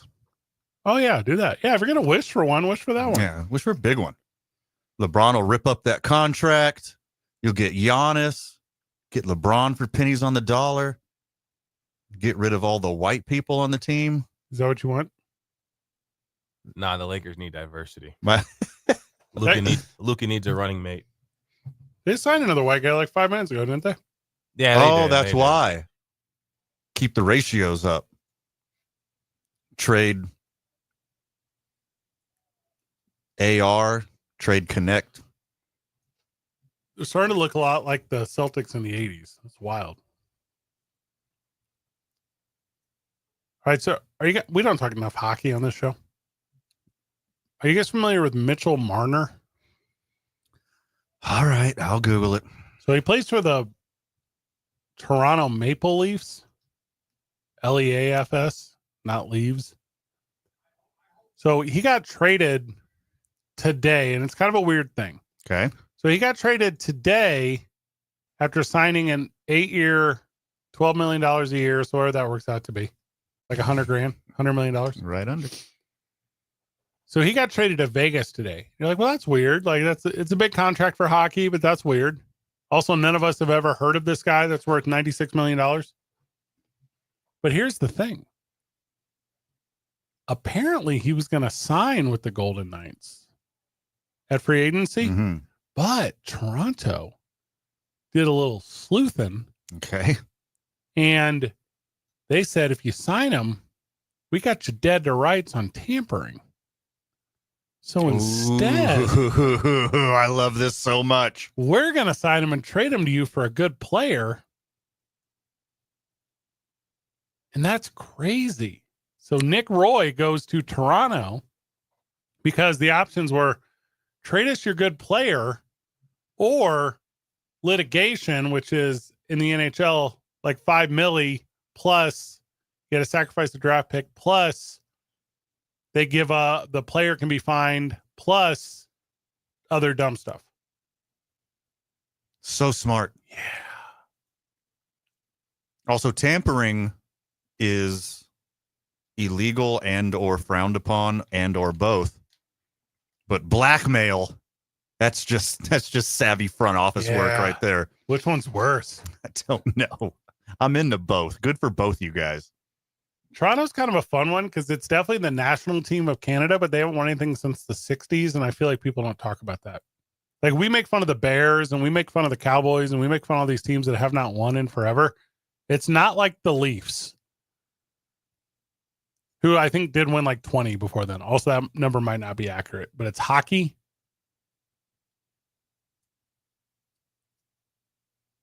So I'm in on this.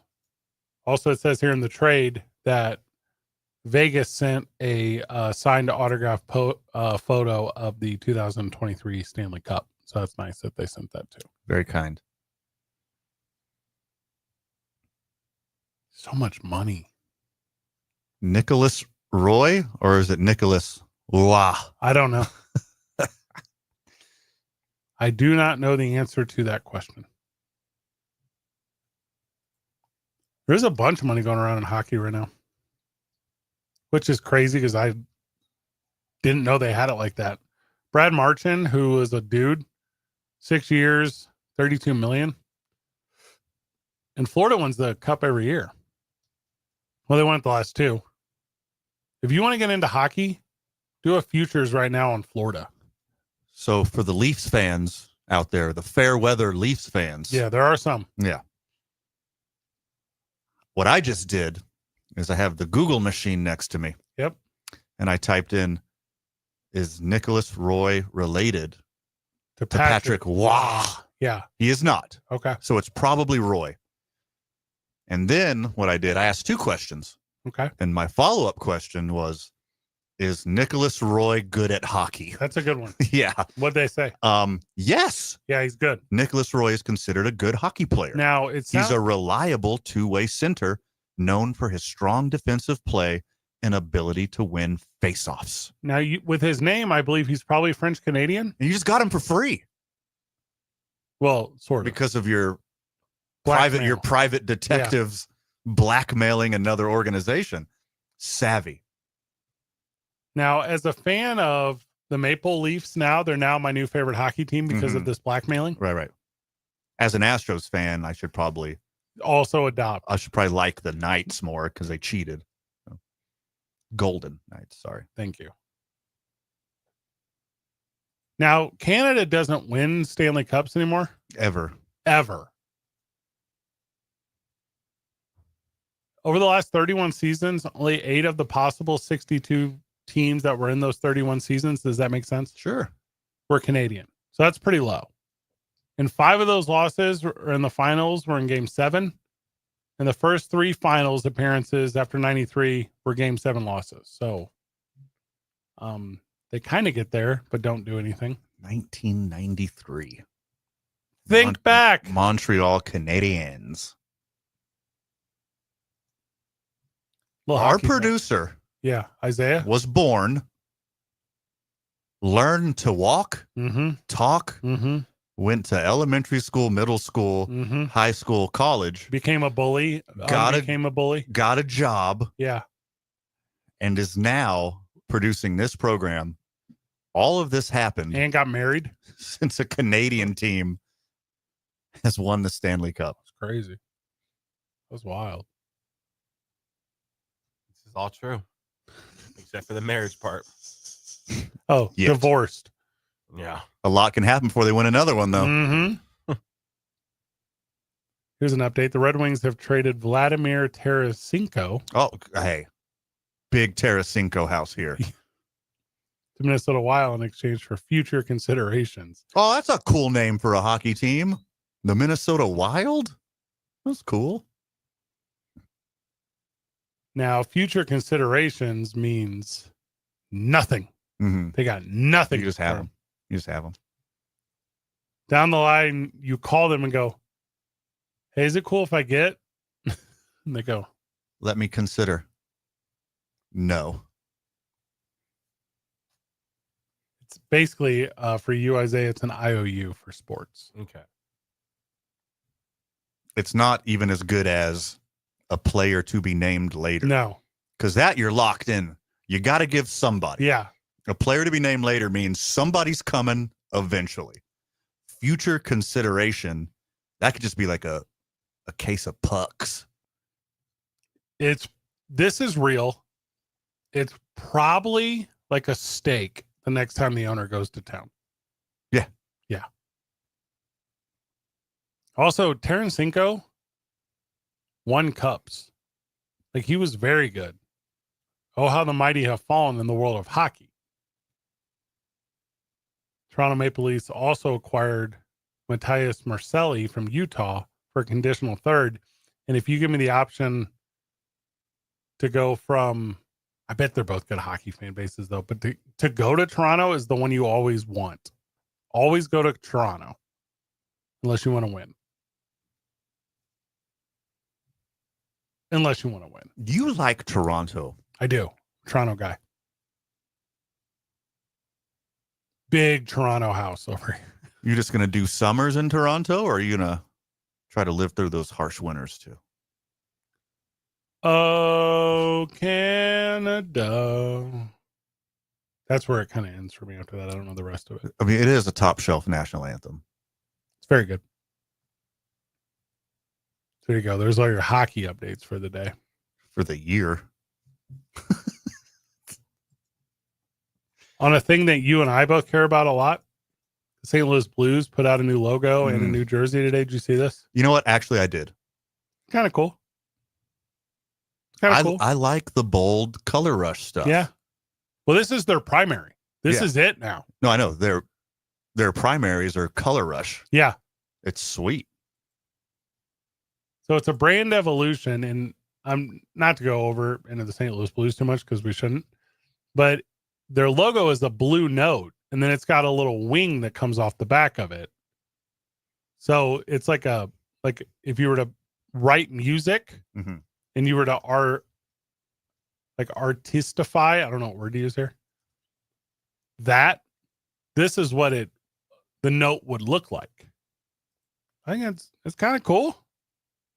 I'm into it. That color blue is the best color of blue. What would you call that? Powder? It's like a powdery blue, darker than powder. darker than powder. Yeah.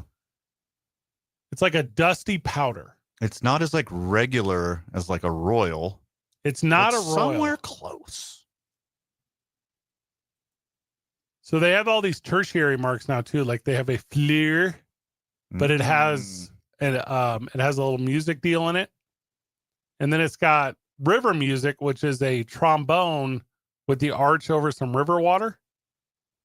Super cool. Oh, good little rebranding for the St. Louis Blues. I'm a big buy a new shirt guy. I'll buy a new shirt. Get you a blue shirt, man. I have one.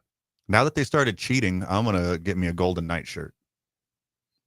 Now, you're confusing me because Toronto recently started blackmailing. Yeah, And I know you feel very positive about that too. correct. Thoughts? Why not both? Tampering and collusion is kind of more my speed. If you're good enough at tampering and collusion, you don't got to dip your toe into blackmail. But they were not this time. Give them another chance. They'll get better at it. Maybe as an organization, maybe they're just cutting their teeth on cheating. Maybe they're not as excellent at it as my Houston Astros. No, maybe. Just like for sure they're not. Unless it turns out in 2023 when they won that Stanley Cup chip that they were also cheating then. Because that's a long-term sustained cheating, and I'm super into that. I don't feel like I have a problem with people who cheat to win games. I mean, some people call it cheating. Some people call it, trying. That's what Ric Flair 'cause you always said. Put more effort into it. Ric Flair literally always said that. Sometimes your love, sometimes your passion outweighs the rule of law. And for that, I'm not mad. Speaking of Ric Flair, he made a post earlier. Oh, okay. Yeah, he actually had, I don't know what, he had like a serious looking surgery. He said he asked asking for prayers. I think it'll be all right. But he's like, I'm very, have to be very gentle or something like that. And he posted a picture and he's got like, his whole stomach was like cut in half. I don't know what he had going on, but Lap band. yeah. Prayers to Ric Flair. I feel like if it was anything serious, of course, I feel like the whole world would have heard about it by now. So I'm sure he'll be fine. Every couple months, he does hey, I'm about to go a big surgery, or I just survived a big surgery. And he's like 80 now, right? Oh my gosh, that seems young for him. Well, 76. 76 in actual Earth years. And like wrestling years, he's 200. probably like, Yeah. he's probably like 120. And Ric Flair years, 30. yeah, I mean, 300 years old. Just born. Ric Flair, who lived the gimmick. Ric Flair is what everyone who claims to have ever been anything actually is. That life of limousine riding. What? That's Stone Cold Steve Austin. My bad. Woo! I thought you were going to keep going on with I could have, Yeah. but everyone knows it because I don't have to. Yeah, he is that dude. If you're into risking it all and winning every single time. Kiss stealing. Jet flying. I mean, there's, you know. Probably the greatest professional wrestler of all time. No. Oh, 16-time world champion.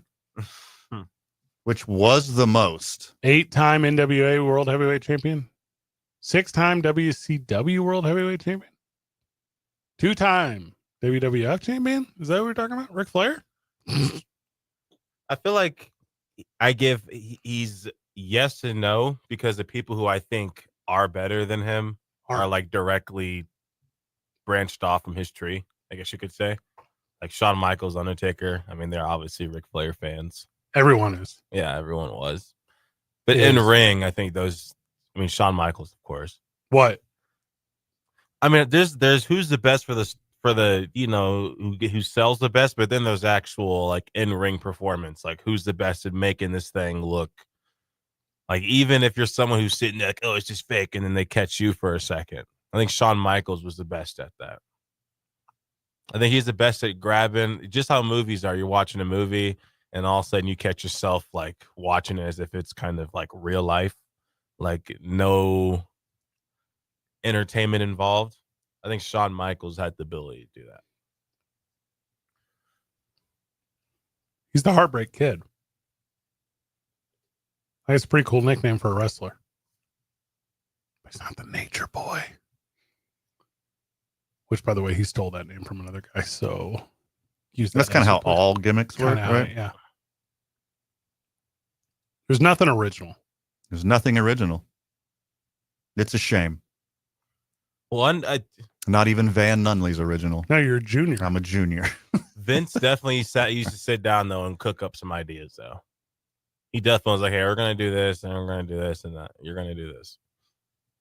Do you think whenever Shawn Michaels super kicked and then threw Marty Jannetty through Barbara the Beefcake's barbershop window, and then weeks later he was arrested for DUI and then let go from WWE, do you think that was because Vince knew it was going to happen? It wouldn't shock me. It would not shock me at all. Here's the thing that makes Ric Flair better than everyone else all over the world. And the Migos made a song about him. Went over to New Japan. Also, he did the Super World of Sports, which was a super cool thing. I don't know if people talk about that enough. I know the phones are ringing because we're talking Ric Flair. That's how this works. So we'll go to break and take that when we get back. It's 2 Men On 95.9 FM and AM 610, the Sports Channel.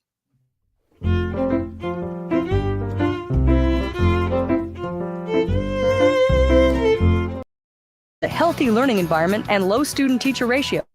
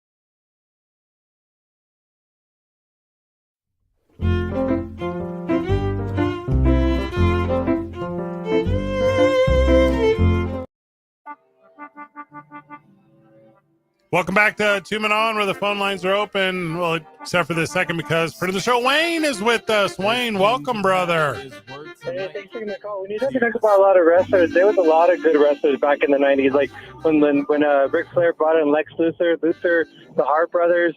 Don't forget Triple H when he turned the X Factor guys, when they did the X with Shawn Michaels. Yep, and then, of course, you can't go with the Ultimate without talking about the Ultimate Warrior or Macho Man, My Randy guy. Savage, or a lot of iconic guys who transcended the sport, who made it exciting. I mean, Sting, when he had his own character and then he came back with a different kind of crow-looking character, and then you cannot talk about the NWO with all those characters like Steve Nash and Scott Hall and all those guys. But I don't. And those are great. And you guys are obviously still talking about Lex Luthor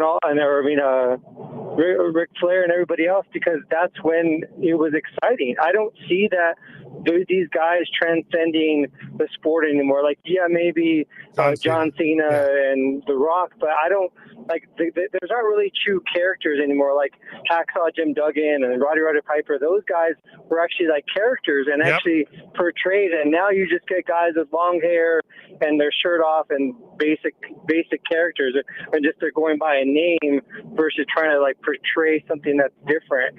And that's why like you would see commercials with Macho Man Randy Savages or commercials with Ultimate Warrior and the Hulk and stuff. You don't see those like iconic guys that are good. Maybe you'll see them in a movie here and there, but you're not seeing them really pushing the envelope of wrestling outside of it when it comes to like marketing or endorsements or anything like that.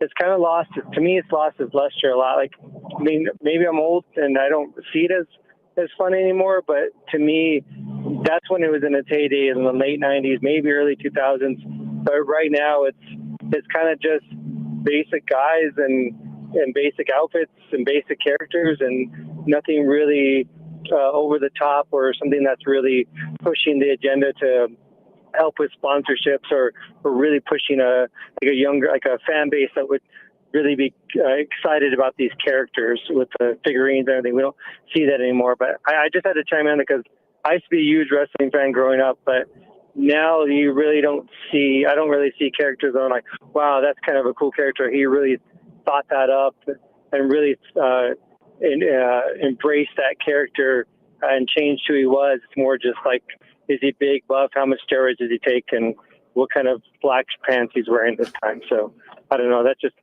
my take on that. Well, Wayne, I really like this call because there's a big difference in Yokozuna and Rodney Anawai. Like if he's not Yokozuna, is Rodney Anawai as interesting? Probably not. Also, to the defense of some of these wrestlers today, I actually meant to say something about this. I was on Albertsons the other day and I was going down the juice section, and all the Minimaids had either Bianca Belair or Jey Uso on the front. Yeah. And I was like, oh, wow.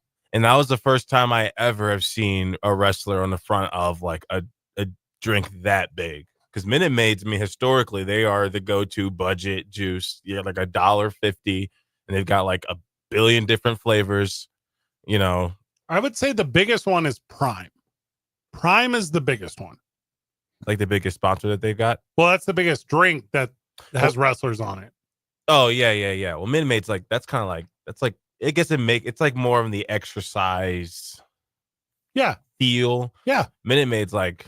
Yeah, that's everyone's stuff. Yeah, like sitting on your back porch. Because I could sit here and tell you about the Rock's tequila, or I could tell you about Stone Cold Steve Austin's Broken Skull IPA, like all that stuff. But it's not Minute Maid. You know, it's not what you're saying. Wait, hold on. Stone Cold made an IPA. Not an American lager. Correct. I think Undertaker lost some points. Undertaker got some stuff too. Yeah, the Undertaker makes a wine. He's got Undertaker wine. Also, I never heard Wayne mention him once. I was waiting on it. But he was going to say Mark Calloway. He's going to say Mean Mark. That's what he's saying from. I don't know. There's some WCW. good. There's some good shticks out there. Like beyond like Bianca Belair just having an aggressively long ponytail. Like I don't know what her shtick is, or the Usos just like more bloodline stuff. My two examples are both AEW. Like there's a guy who just wrestles with his hands in his pockets. Like that's a great shtick. That is very funny. It's a good shtick. Or the girl who thinks she's like a 50s black and white movie star. Like, that's a great shtick. What I will say, and I think I remember when at least I believed that the things took a switch. It was when WWE was no longer. Tell me if this is right, Fred. So there's Shawn Michaels, right? Super bloody match. I guess he bled too much, and then all of a sudden there was, I don't know how to the correct terminology, but WWE they had to go to, what was it, PG-13 instead of. So you're talking about Hell in a Cell in 1997 versus The Undertaker. No, I think it was later than that. It was, when did they have to go? When did they have, like, it had to stop being so bloody? There was a point, I think it was around like 2008, 2009, maybe a little after that. So the PG era, is that what you're talking about? Yeah, when they had to switch to PG, and then all of a sudden it became a lot more like theatric. And I think in the 90s, in the early 2000s, I think there was more effort put into the match quality. And I think now, because there's all this technology, I think now they put a lot of effort into like the theatrics and the presentation. Sure. Yeah, I think there's a lot of truth to what you're saying. Because I'll say before, and I'm going to tell you that was 2008. Like, I agree with you. But before, yeah, they would do ladies and very skimpy clothes. And right. They would do all the little skits before the match were like a lot more extreme and like adult, maybe grabbing adult attention. I think it was SummerSlam of 2008. Because they did adults, except for a very small group, you know, the collectors, which is a small group. Kids and teenagers are the ones that are buying action figures, buying merch, buying whatever. Like, so you want your kids to be engaged. The en masse purchases, correct. Not necessarily the high end ones. Yeah, that's adult fandom. For sure. Yeah. That's like the Funko Pop collecting people will get that stuff. Yes, but every kid is going to want something, so you have to appeal to kids.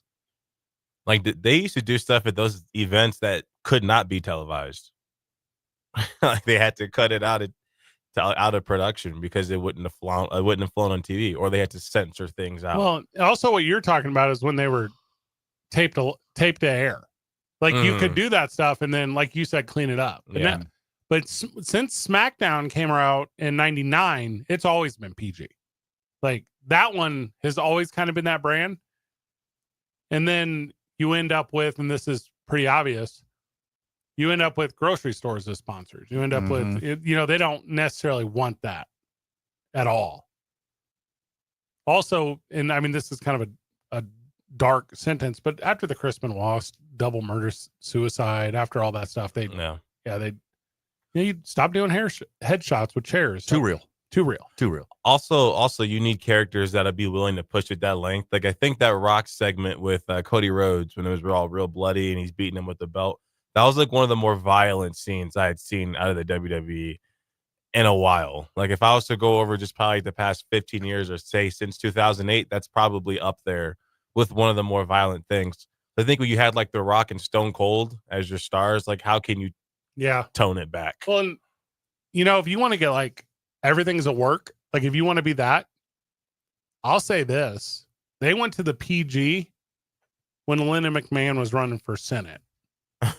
Okay. Like, I'm going to tell you right now, they started to claim that when Linda McMahon was like, I'm going to run this country. And by the way, she's in Santa Fe doing an education tour. She runs the Department of Education. Like, this stuff. The Department of Dismantling Education. Yep. Like, that's the real work of this thing, right? Like, don't forget that Donald Trump is best friends with Vince McMahon. Yeah, I didn't know that as a kid. I'm like, Dad, who do you think's who's gonna get their head shaved? He's like, Isaiah, Donald Trump is not getting his head shaved. And your dad's like, it's Kurt Angle, boy. Yeah. Like, or I was like, Dad, Vince McMahon's dead. We're driving home on a Sunday. He's like, Isaiah, Vince McMahon is sitting down right now at dinner eating a steak with Shane and Stephanie McMahon at the dinner table. He's not dead. And superstar Billy Graham, who you don't know who that is. That's so. If there's a hair match, just see who's got the receding hairline. That's how you know. That's why the Big Show is bald. Although that Floyd punch was real. They say that. I mean, even like afterwards, he said, like, yeah, I just knew beforehand, like, yeah, going into that fight, we had to sell it. So I told Floyd, like, yeah, go ahead and throw one. It's all a work. Tune in on 95.9 FM and AM 610. The Sports Animal.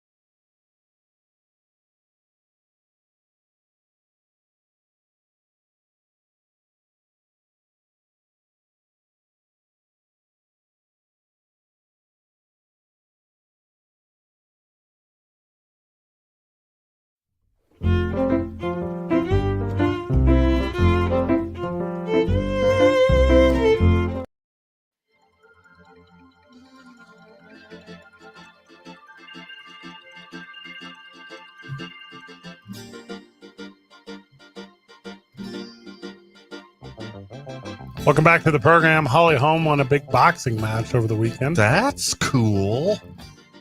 Yolanda Vega put it on her, though. Split decision. Came down to decision. Holm victorious in her return to boxing at 43. Kind of cool. Super cool. But, I mean, got just mogged on, too, though. I think you guys also should know about Ilya Taporia. I think he might be one of the few UFC guys that is a good person. Oh, gosh. Thus far. What is their name? Ilya Taporia. I think he's on pace to be the GOAT right now. His last 3 fights, he's just knocking these guys out. So I've met this dude. Really? Yeah, he's nice. He's a very, very cool dude. He's his son, maybe 5. You see him shadow box. It's insane. And then there's this video of his son before the fight. Well, Ilya does this thing where he trains so hard and he's so confident that he legitimately celebrates before the fight.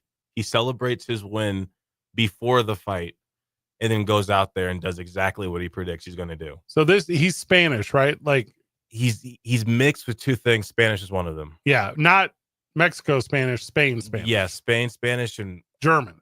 Yes. And we met him, Van. You might not remember. We met him in a Super Bowl one year. So you met him when the stock was low. Ooh. Yeah, and he was very nice. Is that the scissor guy? It's not the scissor guy. Nope, that's a different guy. Okay. That's just not even the same sport. Because he is a scissor kick, Booker T. Oh, that'd be Wrong. sweet. So he was there. That was the young blood too. Yeah, he's 28 years old.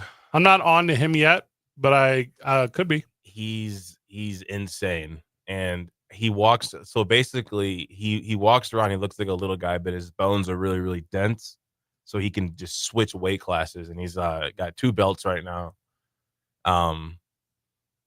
Yeah, soon we'll be talking about his son also is going to be knocking him out. Vega in that fight we were talking about with Holm, she was on a little 10-match win streak there. Now, also to be honest on Yolanda Vega, she's very pretty. Like boxing knew what they were doing with her. Yeah, sure. And then Holly Holm, who is a legitimate pro, it kind of brought that thing to an end. So, yeah, very good boxing for her. So Albuquerque should celebrate Holly Holm victorious. I was thinking about the other day, I haven't seen Holly since you and I hosted that adaptive clinic for the MMA. Yeah. So it has been some time. And seeing her on TV over the weekend looked pretty fit. Yeah. Yeah. Well, I mean, she always has. Yeah, good point. Definitely putting in the work. I'm super in MMA when we get to raise money to help kids. That's kind of the most I'm ever in. Yeah. If Holly were to call and say, hey, help with a boxing thing, the answer is yes. Mm-hmm. If some people were to call and say, help with MMA things, it's a little harder. Sure. Are we helping kids? Are we helping kids? Are we raising money for a good cause? Because if that's part of it, yeah. Also, I guess she's going to show up for some Jake Paul stuff. So we'll see where that goes. Also, Jake Paul did a nice deed. What did he I don't know if he followed through, but I do know that this is resolved. Ben Askren was having to start GoFundMe because he needed a lung transplant and was fighting for his life. Oh my gosh. And Jake made an announcement and gave a shout out to the GoFundMe and then said that he'd be doing some help on his own. And he said, because guys like Dana White aren't looking out for his athletes, so I'm going to do my part. And then like a day later, his wife made a statement that he's had a successful lung transplant. Double lung transplant? Oh my. Now, if you remember, they boxed Yes. in Jake Paul's thing. Double lung transplant? Jake's actually as much marks he's got on his resume. He is known for doing things like this. Also, I know like money is very accessible to him, but he is quick to do things like this. So I give him props. And that was right after his win too. He went ahead and Did it on his broadcast. yeah, right after he got done beating the guy in the boxing match on the mic. He got on there right away, said it in the ring, and then went in the post conference and mentioned it again. Yeah, he's been the subject of a lot of controversies. Yeah. But like, And I look, think isn't most of the legal stuff just like trespassing and stuff though? who, Ben or Jake? Jake. Like, I don't really know. Jake hasn't. Logan's took a bigger hit than Jake, but Logan's was back when he was like what, probably like 17, 18. Yeah. With the whole wood situation. But That's why I think he got too. The only thing I really know the Paul's bad for, they scammed a bunch of people out of money. yeah, and I suck with the business side of a lot of Yeah. stuff. So like I do know there's a whole bunch of stuff, and then with all this crypto and this starting, I think a lot of these guys are out here scamming people. But that's also the people that are dumb enough to start pumping money into whatever coin they open. So I think that's why people are kind of ducking those allegations.